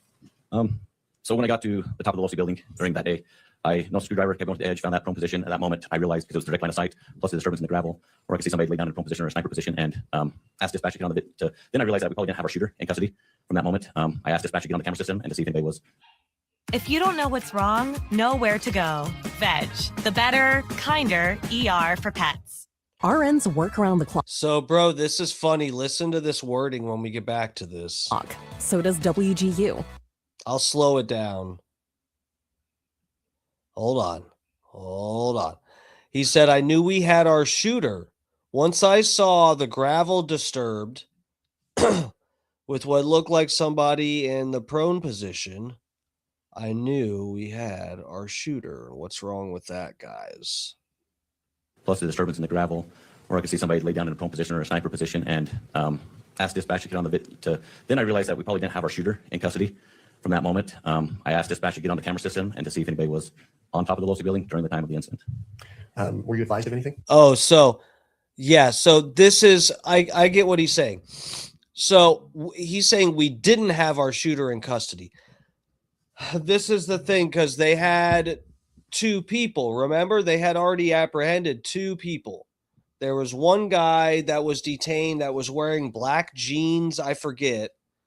But then there was the other crazy guy who had been like at 9/11 and the Boston bombing and all the, something like that. This guy that has history, he's like a part of weird events in history. I forget the guy's name, but the crazy guy that was screaming, going, shoot me, I did it, or whatever. I don't remember if he actually said I did it, but the implication by what, he was flipping out, and everybody assumed by the way he was behaving, that he was implying that he had done it, and they apprehended him. And so I think this officer, what he's saying here is, yeah, so once we were on the roof and I saw all of this, I saw the disturbance on the rooftop, I thought to myself, yeah, this is probably where they took the shot from. I radioed over and said, yeah, I don't think we have the shooter in custody, because it looks like someone was up here in the sniper position. Dispatch came back and advised me that there was a male individual on top of the roof that was there at the time of the shooting. Did they describe what his movements were? They did. They stated that he ran to the edge, dropped down, crawled, got in a prone position. I'm going to stop you right there. Ran to the edge. What direction and what edge? Running west and southwest of the Wolsey building. So ran towards the tent where Charlie Kirk was, so they could get a line of sight. And then the individual stood up after the shooting and ran northeast on top of the Wolsey building. Okay. So hear that, guys. Listen to that. I feel vindicated. I feel so vindicated right now. Listen to that. Did you just hear what he said? So we have not been crazy this whole time. This is part of the problem here. And this is where I think these attorneys, you have to get this footage and really take a look at it, because this is what I've said.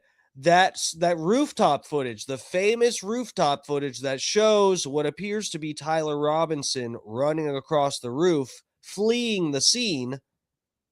They have the whole footage, guys. That I just said this earlier tonight. I'm so glad we sat through some of this to listen and see what actually, get a good context, some good long, clips where everything's the whole conversation is in context or whatever. This is good because we're getting some details here that we didn't have before. And I was right. All the conspiracy people were right that they are not releasing. If they release this footage, guys, think. I've been begging for this. We've been begging for this. The conspiracy people. If you have the full footage from the rooftop showing him going over and then getting in the sniper position, and then he gets up, you see him recoil and then get up right at the exact moment Kirk was actually injured. I said this before, guys. I said if we were shown that and it all lined up, I'd have to say,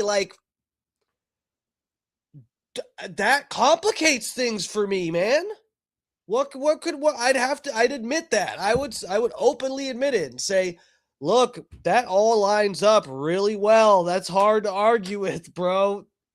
This motherfucker might be guilty.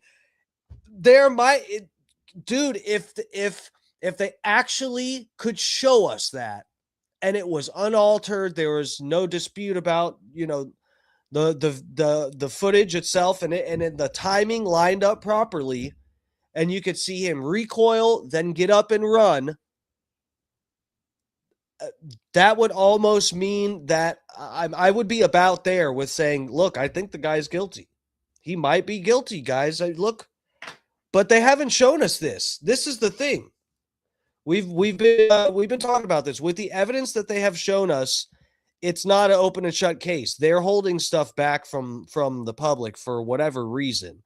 Why they would release, I don't know why they would even show us a portion of the footage was showing somebody running away, why that would be released to the public, but they wouldn't just show us the full footage that we've been begging for that would completely debunk any, or almost nearly debunk any other theory. Because it would show whoever, and it wouldn't necessarily mean Tyler did it. We'd still have to actually make sure. I mean, I know they say they have DNA evidence and whatever, and that's his rifle, supposedly. I mean, we'd have to really iron all the rest of that stuff out still. But it would show that, look, there's good evidence showing that it was a rifle round from a rooftop. Could it, guys? One of my big issues has been the entrance wound, right? And is that impossible to explain? No. Maybe you could find some way to explain that, to make it make sense, that maybe the bullet tumbled for some reason. The bullet tumbled. I don't know. But again, guys, I don't. This is vindicating though for me, even though it. This may or may not determine the outcome of the case and or my feelings on the case, and it might not turn out good for me in terms of what I've been thinking was the truth this whole time. But I've been going with what evidence we have, and I was sure that they have the footage of this person going to this spot, laying there, and then getting up and leaving. So, yeah, if that lines up properly or not, that'll say a lot. You mentioned that this individual on the video dropped off the edge. Did you get that? mentioned that. Oh, what happened? What else was described to you? Then, well, at that moment, so I knew that there was possibly a shooter on the run. Your Honor, can we just have a continuing objection to all of the hearsay that's being testified to here? And Judge, my response to that was, I'm not actually offering this for the truth of it.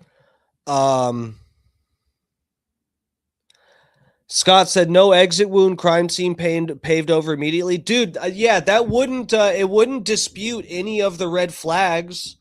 I would still think that there could have been some other weird stuff going on. Dude, part of my thing has been there's a possibility that Tyler was a part of some group. May well have been unknowingly, in fact. Maybe he thought he was a part of one group and was actually a part of a different group. I don't know, man. My kind of feeling on this is that he kind of got dragged into something, and he doesn't want to just take the fall for this now. But I don't know, man. But that is very interesting, guys. I'm actually very happy to hear that we're not crazy for assuming that they have the footage of this person sitting there in the sniper position, in the prone position. They just haven't shown us. Rainey, but if he isn't indicted, they're just establishing if they have the evidence to go forth with the trial.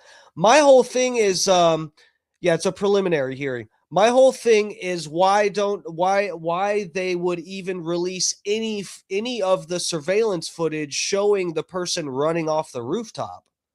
Why would they cut the part showing that at least this doesn't even prove that it was Tyler, right? This doesn't prove that it was him, to show us that the person who was on the roof was in the prone position.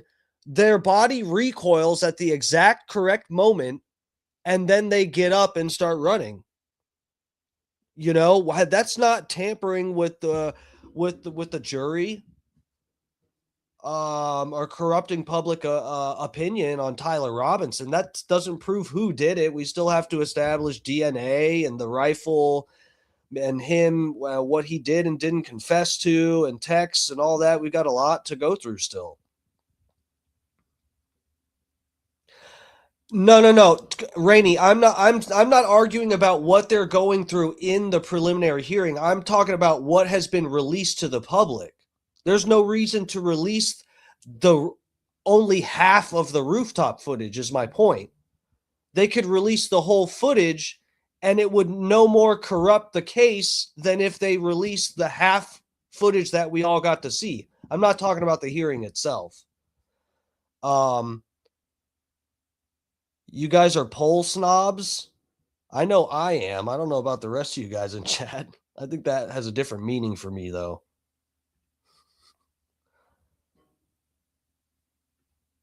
Matter asserted at this point, simply for the effect on the hearer. So I'm not offering what's been described in the video as substantive evidence. All right, Ms. Nestor, with that clarification, any thoughts? I'll just stand on the objection. I don't think, I mean, he's clearly offering it for the truth because he's asking him to describe the route of the individual, and it's based on what other people told him. So if he wants to circle back to it after he's put the video in, I mean, we could do that. But right now, I still think it's inappropriate hearsay, Your Honor. All right. Anything further, Mr. Hernandez? I'll submit it to the court. All right. So as the magistrate, as this is not to a jury, it's to myself as a magistrate, I am not accepting that statement for the truth of the matter asserted, simply for what has been stated. So I'm specifically making that finding as I'm receiving this evidence, and I'm not accepting it for the truth of the matter asserted, only as represented by Mr. Bruno. Rainey said, who knows why they pick and choose? Keep the conspiracies going. No, Butter Nice, what's up, bro? Welcome. Good to see you. Well, this is kind of my point, Rainey, is like the feds are feeding the conspiracies. This is the thing. I don't know if, this could be, guys, this could be like a weird situation, a reverse psychology type of thing to discredit conspiracy stuff or something. Like I could see this being some kind of work just in the way that they've released the evidence. It could be, guys, it could be that Tyler's guilty. They know it. They have the evidence for it. But with what stuff they have released, it is precisely, we've gone through this time and time again, on the stream here, how each bit of evidence that they have given to the public is like highly disputable. Whether it's the rooftop footage because it's edited, like I feel like this feeds conspiracies to you're showing us footage from the rooftop showing someone running away, but you have the moment that shot's taken that would nearly prove that was the shot that took him out because it would line up with the exact moment or something. I don't know, man. It's fucking, it's weird. And with that, the objection is overruled. Mr. Hernandez, you may proceed. Thank you, Judge. So you mentioned you were provided with information that an individual was running north on the Losi rooftop, correct? Yes. What else was described to you? At that moment, I knew I had responding units coming into the scene. I advised other officers that I needed the Losi building secured, searched, because I didn't know exactly what way, other than he ran north. At that moment, I went down to the police department, which is just down the stairwell, and looked at the video myself. Okay, the defense cross-examination is coming up in a minute here, guys. It should get juicy. Where is the police department located?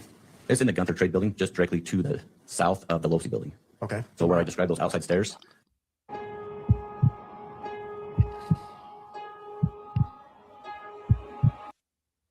The building to the left of that or south would be the Gunther Trade Building. Okay. On what level is the police department? It's level 3. Level 3. Okay.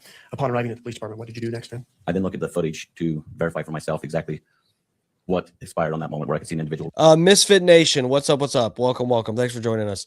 What are you saying here? DMS, if you don't believe Tyler did it, what is your theory on what really happened?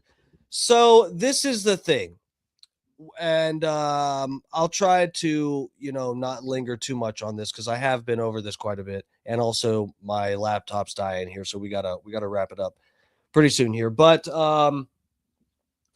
yeah, so my issue is I'll kind of, it's easier to sort of explain where I'm coming from and explain my whole thought process because it'll sound a little less crazy. So when this happened, I posted the video the first day, and it was the initial angle everybody saw. And I was like, holy fucking shit, I can't believe this. But I was just smelling this in the air. And you have to understand, I was saying early on, before Trump got elected, but initially after the Butler, Pennsylvania thing, I thought that was a real event. I thought someone really took a shot at Trump. But after a few weeks, I saw weird patterns of behavior with bots and stuff on Twitter. I've talked about this where they were showing this fake edited AI edited video that showed Trump's ear. Actually, you could see the flesh rip on his ear in this one video, and it turned out to be fake. And it led me down this rabbit hole where I was like, I don't think the Trump thing was real. And I had suspicions about Israel being involved in that so that Trump would solidify his relationship with Netanyahu and the state of Israel if they help pull off a crazy Mossad operation where they fake him getting a nearly shot, but real people get killed in the operation, making it a very real seeming thing. And then he would get elected simply based off the fact that he was willing to take a bullet and still, be campaigning and all of that shit, which happened. And then you now see our relationship with Israel. So it's still, reality has lined up with my suspicions about the Butler, Pennsylvania thing. And there's all kinds of weird stuff with that whole thing we could get into. But anyway, and so I had my weird suspicions about that. I see Kirk get taken out like that. And I did know that there were there was a few clips that were going around about him talking about October 7th and some weird stuff like that. And I was like, guys, I don't know. And people started talking about, oh, this was some crazy leftist, da da da da da. And I was like, man, I can smell it right now. I can smell it in the air that this is some weird event that's going to be used for something. And I don't believe something looks off with this. So, and then I'm somewhat experienced with firearms. I've hunted, but I've not shot a lot of stuff. But I do know that generally when you get shot, like a bullet, an entrance wound is really fairly small. It's rare that a bullet wound is like big. And Charlie Kirk's bullet wound was suspiciously large. It looked like an exit wound. I noticed that. So I'm looking at footage, just looking at every angle that's popping up in the first 24 hours of Kirk getting hit. People start to share the frame, and I can pull this up on my Instagram. Let me go here. Because I just want to explain. You tell me how you would feel, okay? You tell me what you would do, and you tell me if you would ever let this down. Okay?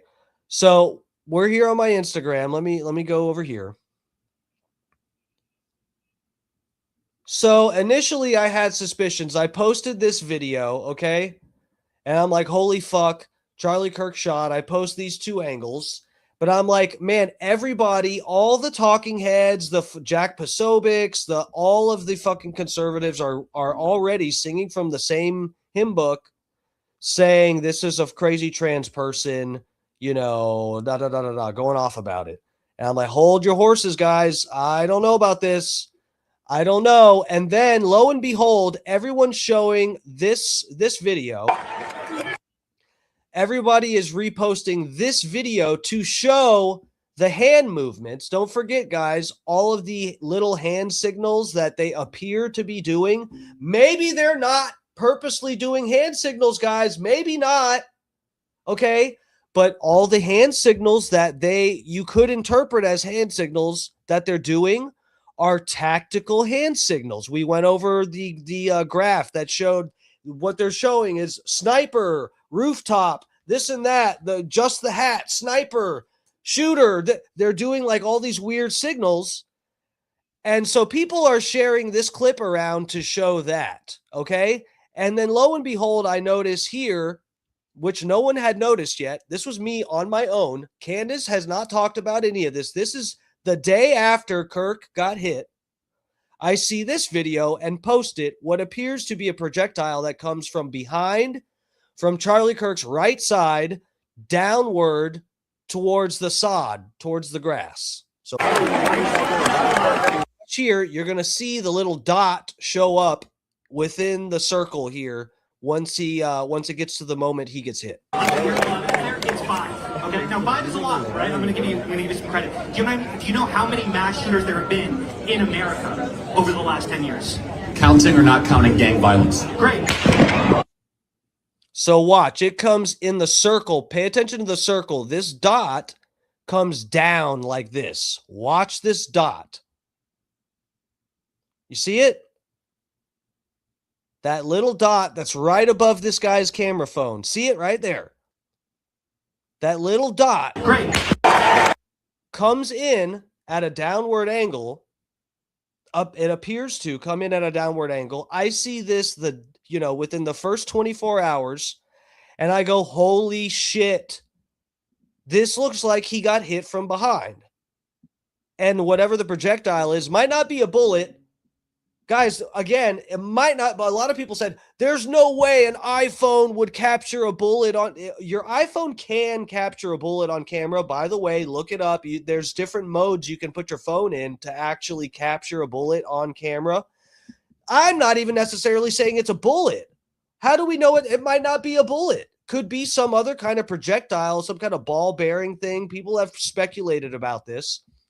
But the point is, it's something that appears to be on camera, comes in at a downward angle like this right at the moment he gets hit. Could it be a bug? Yeah, guys, I don't know. But it looks fucking weird. And then, how many days later? 2 days later? 3 days later? They rip all the sod up and lay a bunch of stones down, pave it over, and can completely contaminate the crime scene.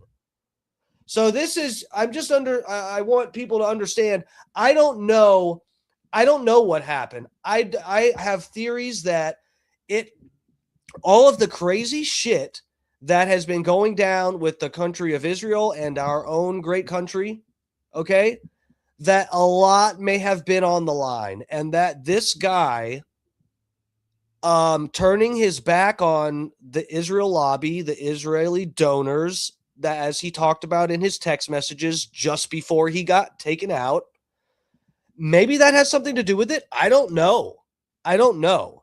This could be a case of Israel did this and our government is trying to help to cover it up because they don't want to ruin our relationship with them, because there's a lot on the line. A lot. There could be billions of dollars on the line. You think they give a fuck what you think about who killed Charlie Kirk?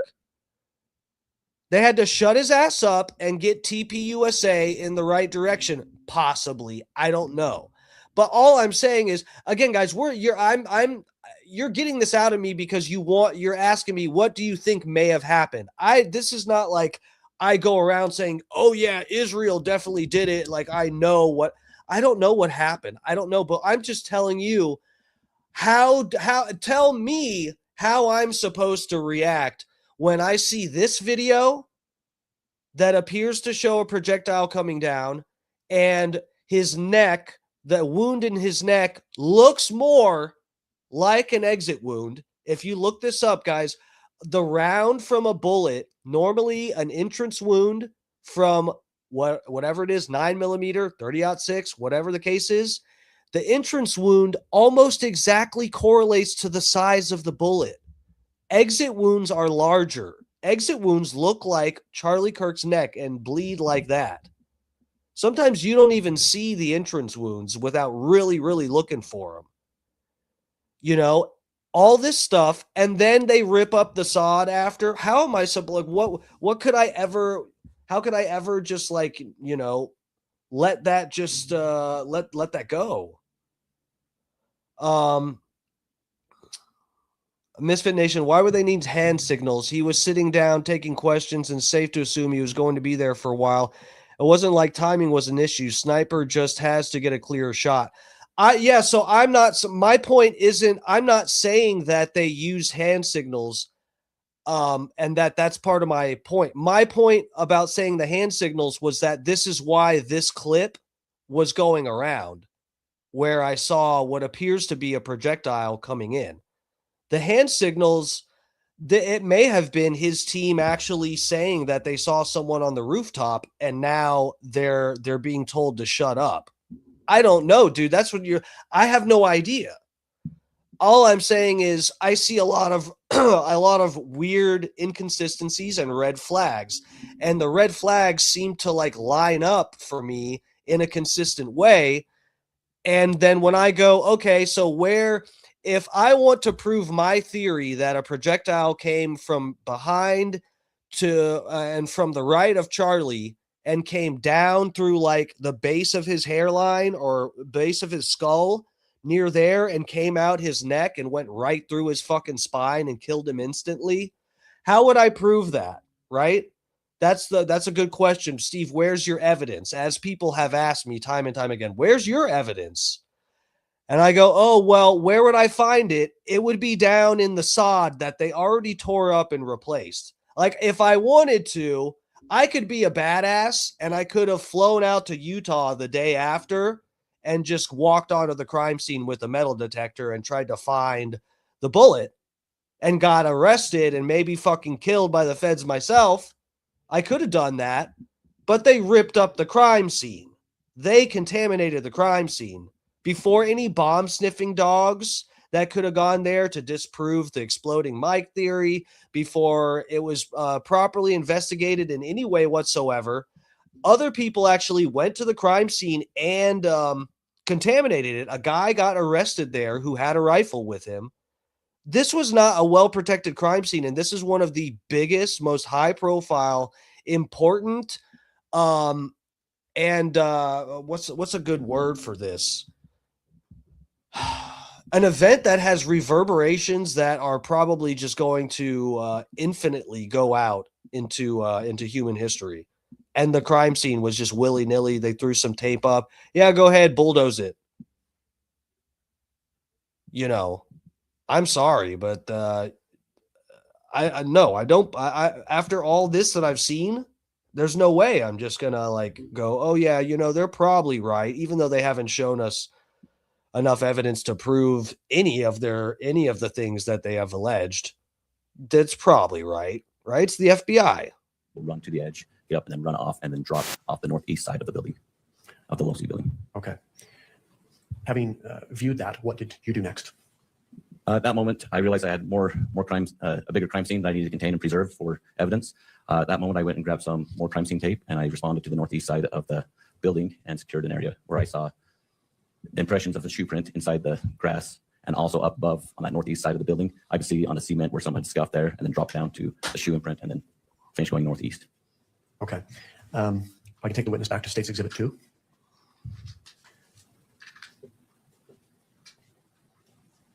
You mentioned seeing an individual drop down. Could you come down and point that area out to the court? Yes.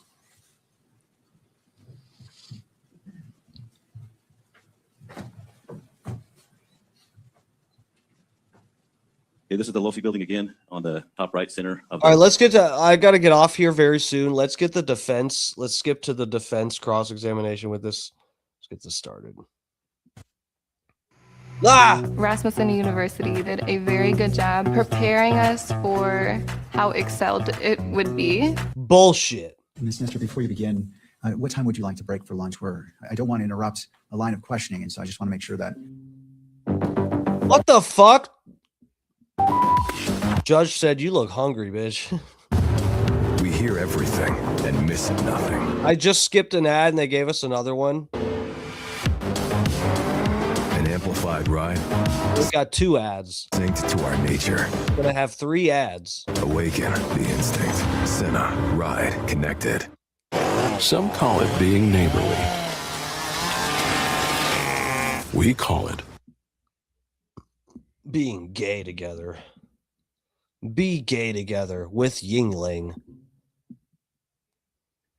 We're just taking a look at the clock and when you feel is a good time to break, roughly in that 12:10 range. I will aim for that, Your Honor. That shouldn't be a problem. Okay, thank you. You may proceed. May it please the court.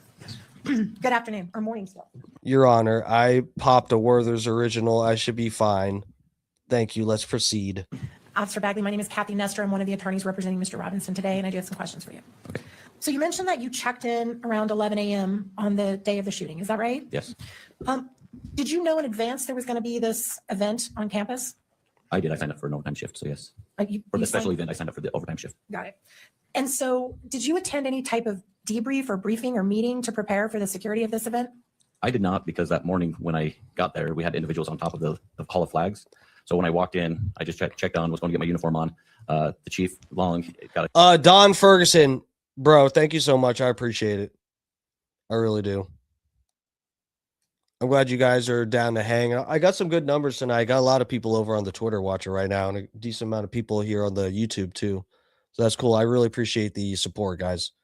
It ain't easy out here for you streamers. I'm telling you. Those of us that aren't feds, we really have to struggle out here. Those of us that aren't backed by the fucking CIA and fucking, we actually have to struggle. We don't get our bots bought for us by the federal government. Your tax dollars go into the bot farms to make it look like I have a following and then you follow me too. We don't have that luxury, okay? We actually have to struggle. We are actually out here sucking the dicks for the clicks, okay? Metaphorically, of course. text or an email or phone call saying that there's people on top of the hall flags throwing stuff down to the tent. Therefore, he sent the 2 officers that were on duty down to secure the area. I got dressed and then came back on and then went to the hall flags to secure that area. So you never attended any kind of, I'll just use the word debrief or meeting to Thanks, Maddie. I appreciate it. I would go off on another rant and turn it into a weird homoerotic thing, but I think we need to save the time and get back into this. Thank you, sir. I appreciate the support. talk about what the officers on scene were going to do that day to keep everybody safe. No, not that morning. Do you know if there was such a meeting? I don't know, because when I got there, it was starting to, people were throwing stuff down the tent. And do you know how many UVU officers you guys employ normally? Employee, there was 15. And do you know how many were assigned to cover that event that day? That were assigned to cover it. There was 6 of us that were, there was patrol 1 and then 5 others that were there with the chief. Did you all have an idea there were going to be thousands and thousands of people there? Or was that a surprise to you? Had an idea. And you only had 5 officers? 6, yes. 6, I'm sorry, counting you, I was thinking. And of those 6 officers, are you all armed? Do you carry weapons? Yes. What type of weapons do you carry? Glock pistols. 30-06.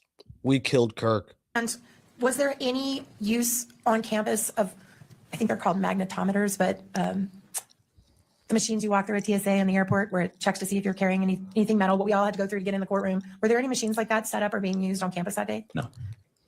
And as far as you know, were there any drones that were flying above campus that day? Not I know of. And So this is a thing. Did that lady bring it up in the one video that we saw? Either way, I remember this is from what I've been scouring through different places. This is another point of contention with people is that Frank Turek actually said he claimed multiple times, I think, that they had TPUSA drones flying around. So this defense, please, I hope, look for people covering this case, because this is a I mean, we've got the footage of the drones. There are videos showing what appear to be drones flying around. And Frank Turek said that they had them flying around. So you can use this as a point to discredit this police officer.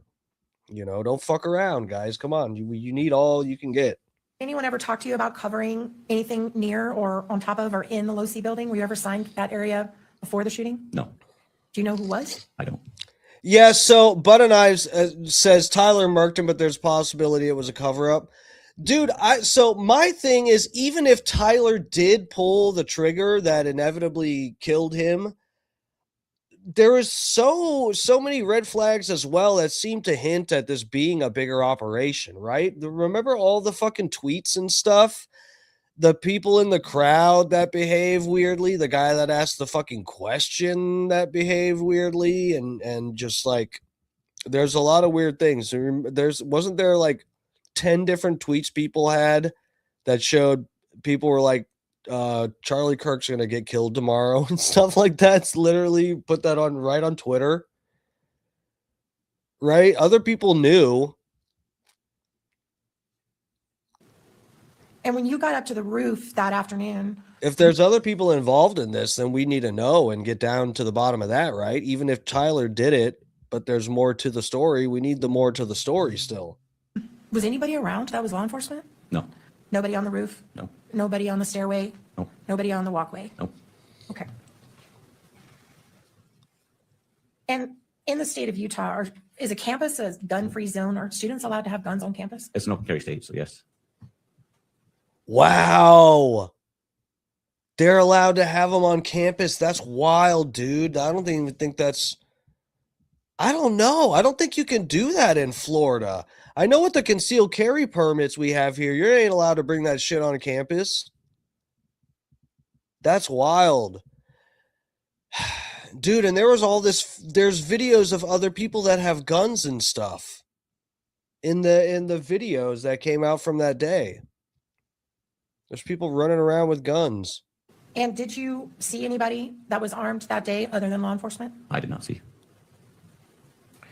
There were people there. Other people armed. Were you aware of whether Mr. Kirk had his own security team present there with him? Yes. Did you communicate with any of those people? I saw one individual that was on top of the hall flags right next to me, yes. Okay, and that was before the shooting? Yes, and then I saw several down in the crowds and down by him, yes. And were you aware of whether that person was armed either? I was aware he was armed. Okay. Was there any other law enforcement agency besides Mr. Kirk's private security team and your 6 officers, including you, that were covering that event that day? In other words, did you have any Provo police or Orem police or anyone that you knew of or federal agencies? I don't know. You never saw any that day? No, not until the response came in. And you did mention, I think I heard you just a few minutes ago testify, you turned over the scene on the roof to a woman who was a deputy sheriff, right? Yes. And that you turned over the scene where the individual dropped off to, I believe you said, was it Orem police? Payson. Payson police, thank you. Those people weren't there till after the shooting, right? They were part of just a response of everybody in the area. Right. Okay. Hold up. So they were highly unprepared for this event. Bro, how do you even, man, I don't want to victim blame here, but I don't know, man. Charlie Kirk's people, I mean, if the whole team, and I don't know that this is the case, but if the whole team is corrupt, which I think Candace Owens seems to think is the case, which, only says so much. But,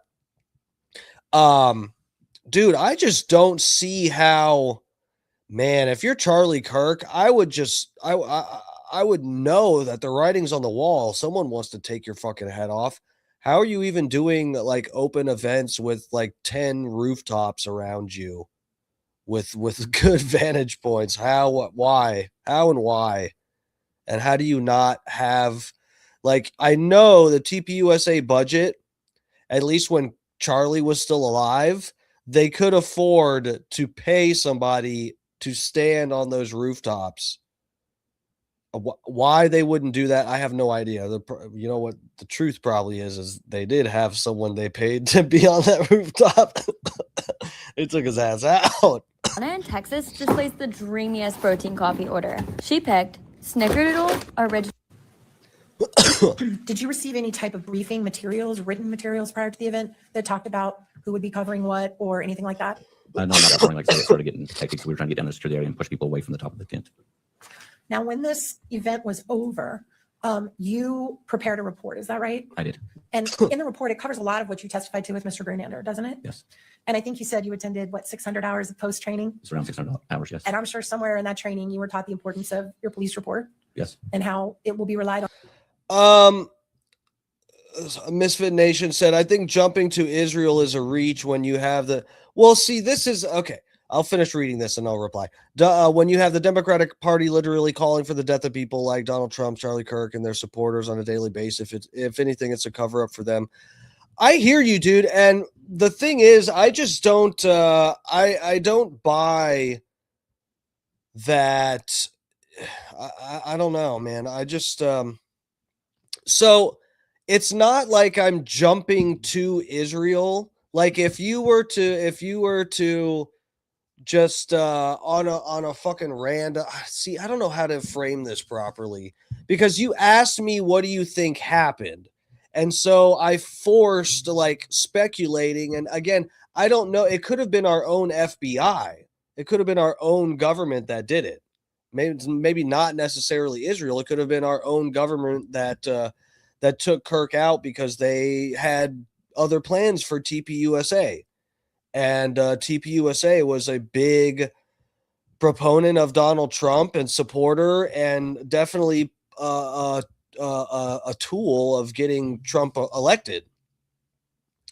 So it could have been our own government. Again, I don't, you're saying I'm jumping to Israel. I'm really not. I don't know. That's the thing. The fucking feds are saying they know. And I'm being skeptical of what the feds are claiming happened, because the evidence that they've released is not sufficient to prove their claim. That is really where my point starts from. It's not like I saw Charlie Kirk got shot and I immediately went, oh yeah, Israel did this. That's not at all what happened. Initially, I was like, man, it just looks weird. And I got bad vibes out of this, because I don't know, man. I feel like there are people that initially I thought, what I really thought initially was that this was an operation that was meant to start a civil war. If you go back and look at some of the shit that I put up initially, I wasn't thinking that this was Israel. That only came out later, when the text messages came out showing that just before Kirk got killed, he said, I'm leaving the Israel cause. Tell the Jewish donors to shove that money up their fucking matzah hole. I initially thought that this was an event that was meant to start a civil war between the lefties and the righties and the trannies and the whatevers. So that's why I was like, everybody hold your horses. Something's up here. Just don't get crazy yet.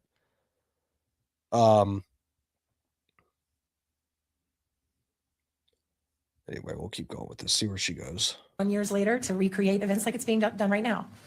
And so it's really important to be as accurate as possible in your report. Yep. Can we put up Bagley 1? Can we switch it over to the defense table, please? Thank you so much. And show it only to the witness.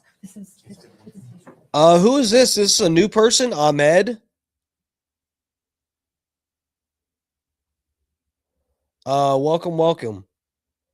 Who Maddie P is in Bubba chat? An agent? Nah, is Maddie P an agent?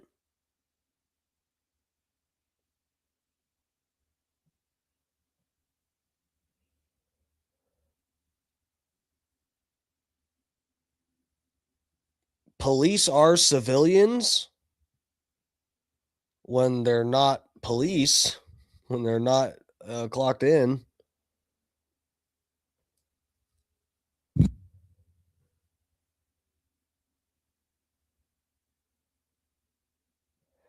Misfit Nation, I'm not saying it's impossible.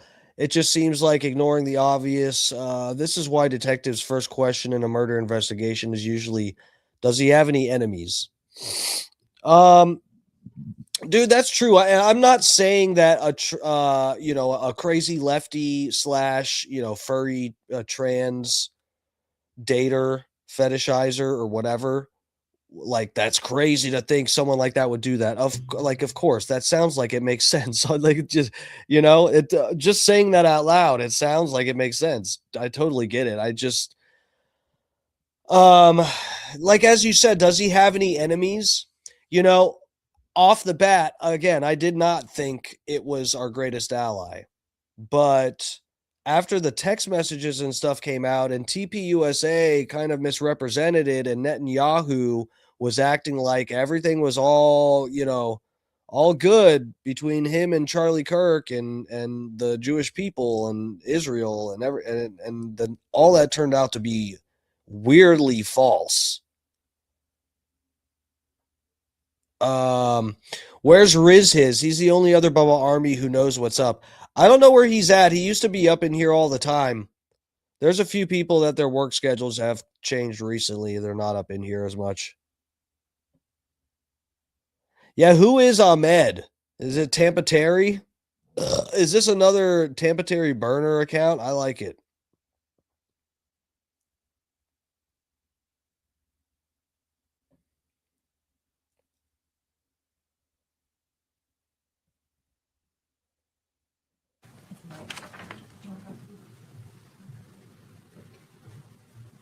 All right. Do you see that report in front of you? I do. And is that the report that you prepared, or did you prepare this report? I didn't. I did a supplement on it. I didn't prepare the reports because the incident was a big agency assist. So obviously it says it has all the responding officers to that effect. Oh, we need to go to the page. Thank you for pointing that out. Can we please move to page 3 or 5 maybe?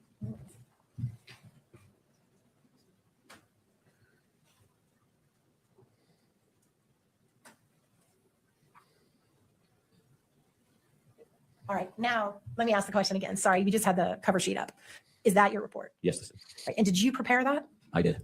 When did you prepare this report? It looks like it was done the next day, either that day or the next day, because I want to make sure that I had it done. Everything was fresh on my mind. And do you have a copy of it in front of you? I do, as a matter of fact. May I just step in and just make sure that it's the same one? May I approach, Your Honor? You may.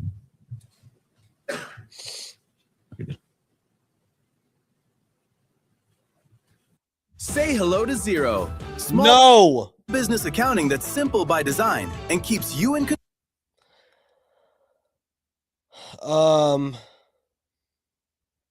Promo said, DMS, I think you're wrong on this one. Anyone who protects and serves does so 24/7, even off the clock.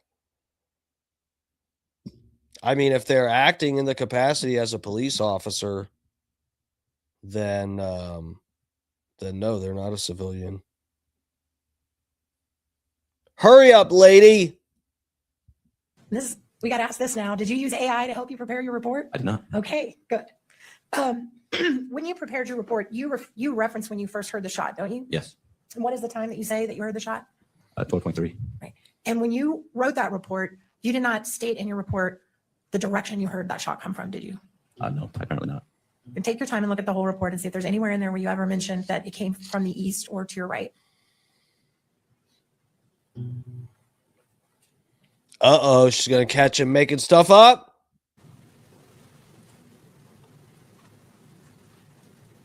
I don't see his direction. Okay. And you also, I believe, in your report, you also don't state whether or not, you don't mention anything about thinking it came from the Low-C building or anything like that, right? Later on, when I recognize when I saw the empty holsters, I think I actually said that in there, where I see the empty holster, that I realized the line of sight. Okay, so let's talk about that holster for a minute. So you heard the shot, and you only heard one shot, correct? Yes. And then you came down from the walkway above the tent, right? Yes. And you came down to really the grassy area. Misfit Nation. I appreciate that. I don't have a problem with your skepticism, especially when it comes to the government. I totally understand why you question narratives. I enjoy the conversation, debate. I appreciate that, dude. I really do. And I don't listen, I might there's some issues that I've had with different information that's come out with this that I've been emotionally charged about or whatever, but that's the thing is I know that I'm not sure what actually happened with this, but with what information we've been given, it's just so weird. Area that we've all been looking at, the courtyard. Yes. And there was kind of chaos, people running around. Yep. Yes. And while you were down there, you saw what you said was an empty holster.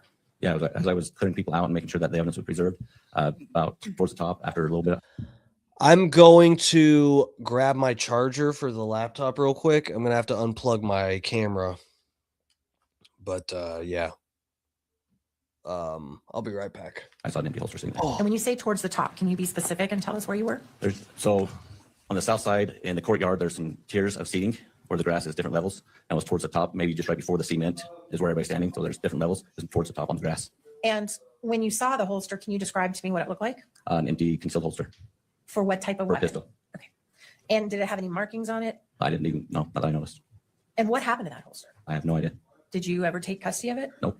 Did you ever tell anyone else to take custody of it? Nope. You just left it on the grass? I did.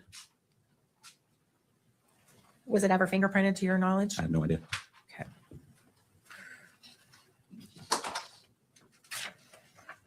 At some point, there were drones in the air. Is that right? Did you become aware of that? Yes, I was made aware of that. Do you know who put the drones in the air? Sergeant Cam Nelson. Hold on a second. They're talking about drones. What did I miss? 54 what? Okay. Did it have any markings on it? I didn't even know, not that I noticed. And what happened to that holster? I have no idea. Did you ever take custody of it? Nope. Did you ever tell anyone else to take custody of it? Nope. You just left it on the grass? I did. Was it ever fingerprinted to your knowledge? I have no idea. We remember that footage, right, guys? We watched that when they find the holster.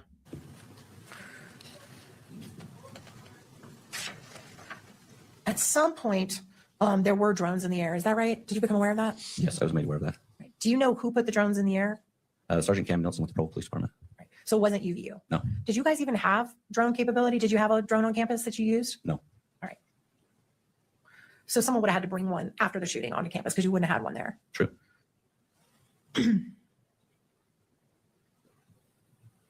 Right. You mentioned that as you were coming down into the grassy area from the top above the tent, you come down the Hall of Flags, you come into the grassy area. You mentioned that you heard, I guess on your radio, that they had a suspect in custody. Yes. And so how long do you think between the shot being fired, did you hear that? I was in, like I said, trying to get down the stairs, jumping over people, trying not to step on people as people were fighting up within 30 seconds, maybe. All right. So they pretty much instantly had someone in custody. Yes. And that's why I was quite surprised. Were you aware of where the person was taken into Guys, I'm sorry. This camera quality is dog crap. This is the built-in camera for the fucking MacBook Pro. Oh my God.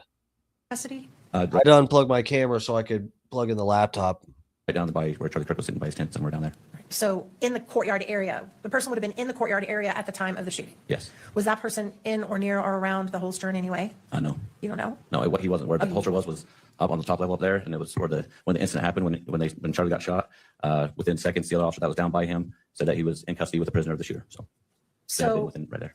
you didn't, at that time, it was your understanding the person they took into custody was close by Mr. Kirk. Is that right? Yep. But it didn't occur to you that, well, that's not where I heard the shot come from. They must have the wrong person. I should talk to somebody. During the chaos moment, no. That they said they had a person in custody. I figured those guys saw something I didn't see. They took the person in custody, and I thought that was him. Okay. This would be a good stopping place. I'm about to start another section. Okay. So maybe we could go 5 minutes early for lunch. Absolutely. All right. She got hungry. It's lunchtime. Thank you, officer. We're going to go ahead and break for lunch. We'll come back at 1 o'clock. Oh my God, she's dropping stuff. She's so hungry. Okay. I'm hungry too.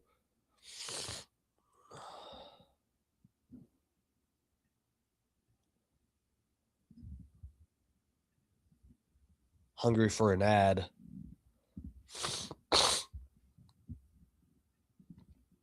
Mute that hoe.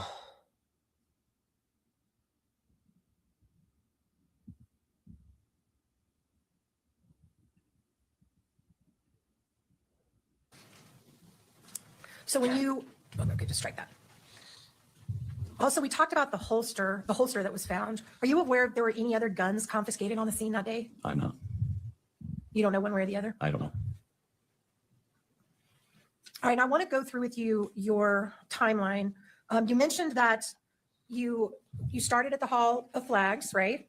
And then you came down. It took you a minute to kind of navigate the stairs with the crowd and the chaos and everything. And then you were in the grassy area of the courtyard for a bit. Is that right? I guess about 30 seconds to get down the stairs, and then I went right down to where the tent was. And that's where you found the holster. No, the holster was up higher.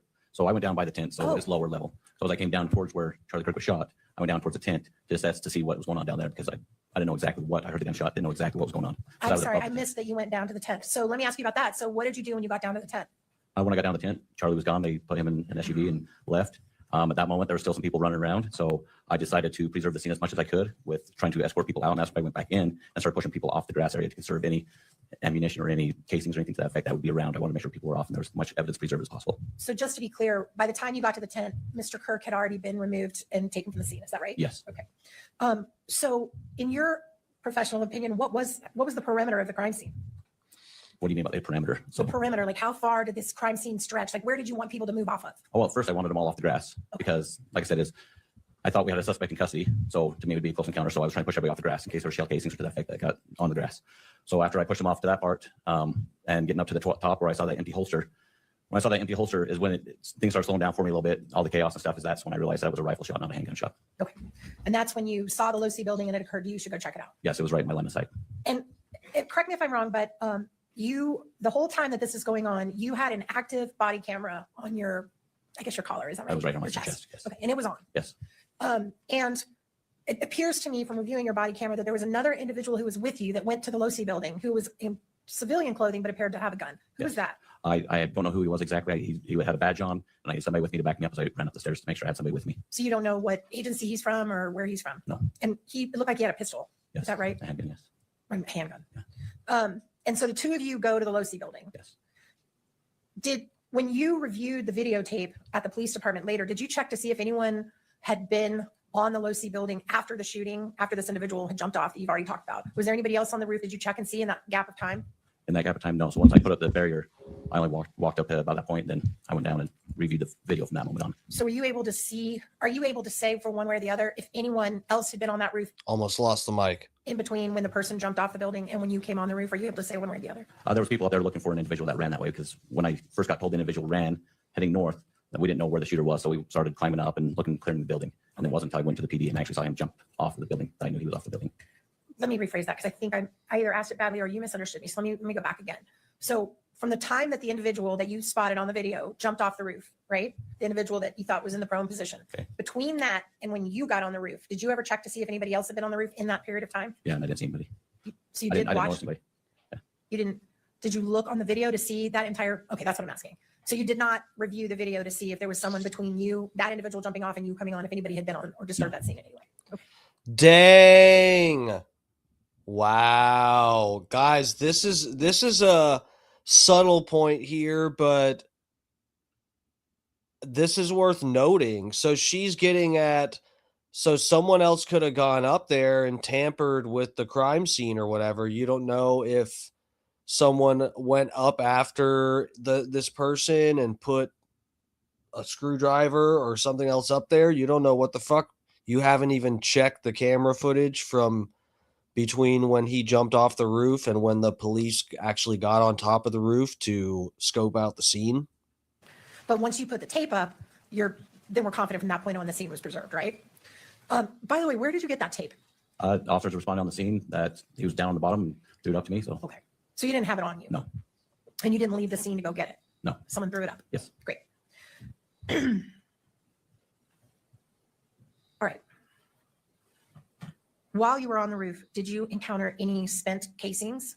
As a matter of fact, no, that's why when I saw the prone position where the person would be laying down a sniper, being around guns and snipers all the time, I was looking for a spent shell casing. I couldn't see one. I was looking over the edge, looking all over the place, making sure the gravel wasn't disturbed, and I couldn't find a shell casing at that moment. And that would be, the reason you would be looking for that was because some types of guns, when they shoot, eject a casing automatically, right? Some Yes. do, some don't. Yes. Right.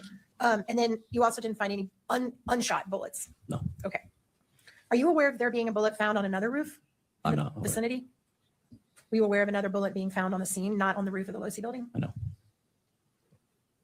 right, your body cam footage. Oh my God. So wait. They found bullets in other places? Hold the fuck up. Tell me, I had never considered this. I had never considered that the defense might have evidence that also has not been released to the public that supports that Tyler didn't do this. You're telling me there's bullets that were found on other rooftops. Please tell me this. This isn't just like a crazy thing you're saying. This isn't speculation or hypotheticals. This is, they found bullets in other places. Oh my God. that I reviewed appears to end while you're still on the roof. Do you know why that is? I think the battery went dead. It was just right at that moment. Okay. And do you know, did you ever turn it back on that day or go get it? I don't know. Do you have to do charge it or stick a new battery in? I don't even know. Usually dock it, but no, I didn't go back. It was too chaotic running around. So that 27-minute and 35-second body cam that starts when you're at the Hall of Flags and ends while you're still on the roof, but haven't put the crime tape up yet. That's the only body cam you have that day? Yes. So yeah, the fucking body camera died, guys. How about that? You mentioned when you went to the police department, you watched the video where you saw an individual up on the roof, right? And that individual was in the vicinity where you saw the disturbance in the gravel. Yes. And when you looked at that video, were you able to identify the individual's face? I know. Were you able to identify any markings on their clothing? I know. Were you able to identify their height? No. When we looked at the picture of the, I think you called it the sniper perch, so I'm gonna use your words, it looked like there was a measuring tape laid out next to it. Were you present when they measured like the distance, like how tall that person would have been? I was not. So you don't know what that is? I don't. Were you able to tell the person's weight from the video that you saw? I can tell he wasn't heavy set. So Okay. More of a skinnier person. Could you identify what shoes they were wearing? I could not. Could you identify anything about a hat or what was on their head? At the moment, no, I couldn't. And did you see a gun in the video? I saw a long black object in the left hand as he was running across the roof. And in fact, did you describe that in your report as a bag? I don't know. I have no idea. I don't know why. All right, let's pull that report back up, please.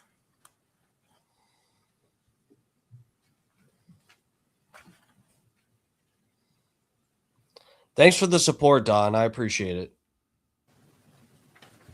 Oh, never mind. I don't think you mentioned what you saw. So in your report, let's pull that back up, please. Page 5 on the Bagley one. So looking at the second page, you're actually gonna have to go to page 6, I think. You talk about what you saw in the video where they jumped off the roof. And again, I'm gonna remind you of our conversation we had before about you understand how important these reports are. Yep.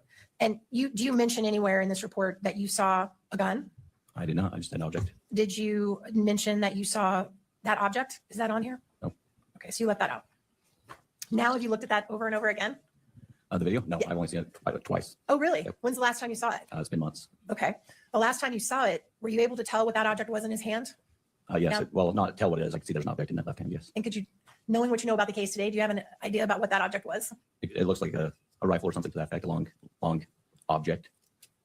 It looks like a rifle? Like a long object, like skinny long. You can see it's like almost like it's covered over something. So you saw the cover, which was the towel, right? Yes, and the shape of it is long. Okay. So you can see a towel, but you can't see an actual I don't know if it gun. was a towel or blanket. I don't know what it was. But you can't see an actual gun. No, in the like video. an object, like the form of a gun, like a long object. Okay. All right. At the end of that day, what time did you leave the campus? I was probably like 9 o'clock that night, maybe somewhere around there. And did you come back the next morning and work some more? I came back the next morning. Yes. And you work all day the next day? On and off. When you left at 9 p.m., did you or anyone else know who the shooter was on that day? No, not that I know of.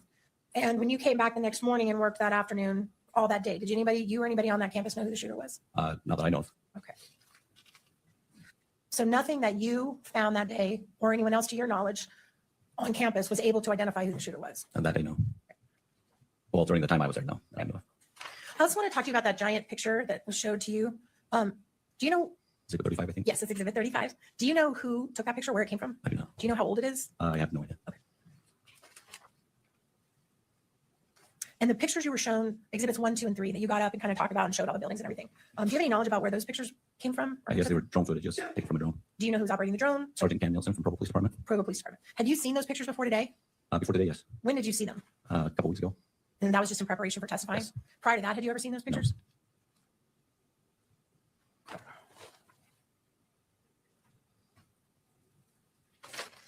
Can I have the court's indulgence for just a moment, Your Honor? You may. Just one moment. Just going for another snack.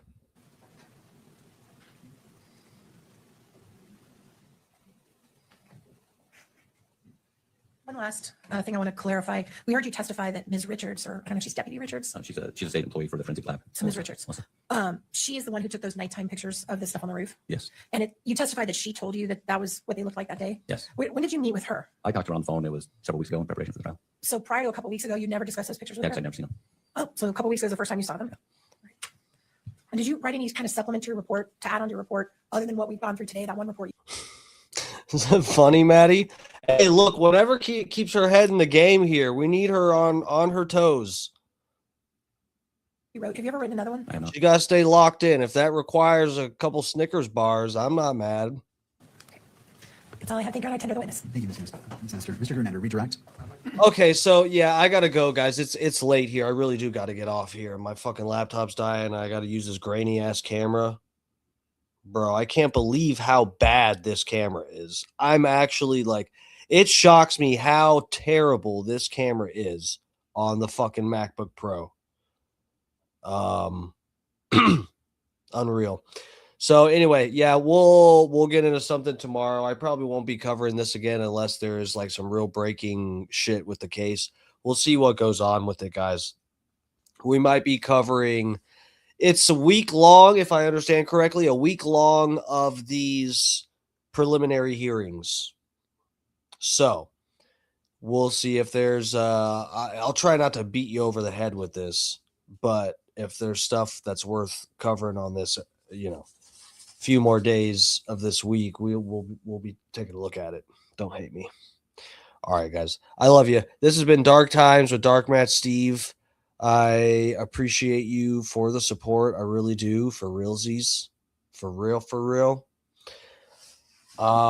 We'll see about tomorrow. I think Scott Starbird will be live tomorrow. His poor not his poor, I was going to say his poor job. No, poor Scott Starbird getting worked to death by his job. Couldn't stream today again. He should be on tomorrow at about 6:30 p.m. Eastern time. Don't forget, we got Bubba the Love Sponge in the morning on the Bubba Army channel on YouTube, Rumble, and where else? Facebook, everywhere. And then Fat Pig and his friends, Peak Hunt. I still got to check out their shows. I feel like such an asshole. I still haven't been over in their chats, but yeah, I got to check them out. Peak Hunt 420, right, on Rumble. And then I always forget the other show with Bobby, the other Bobby.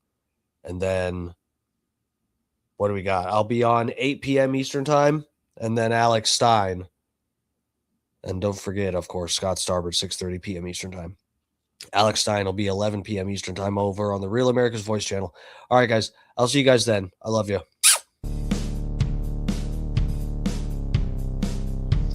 Oh, I can't. Here we go.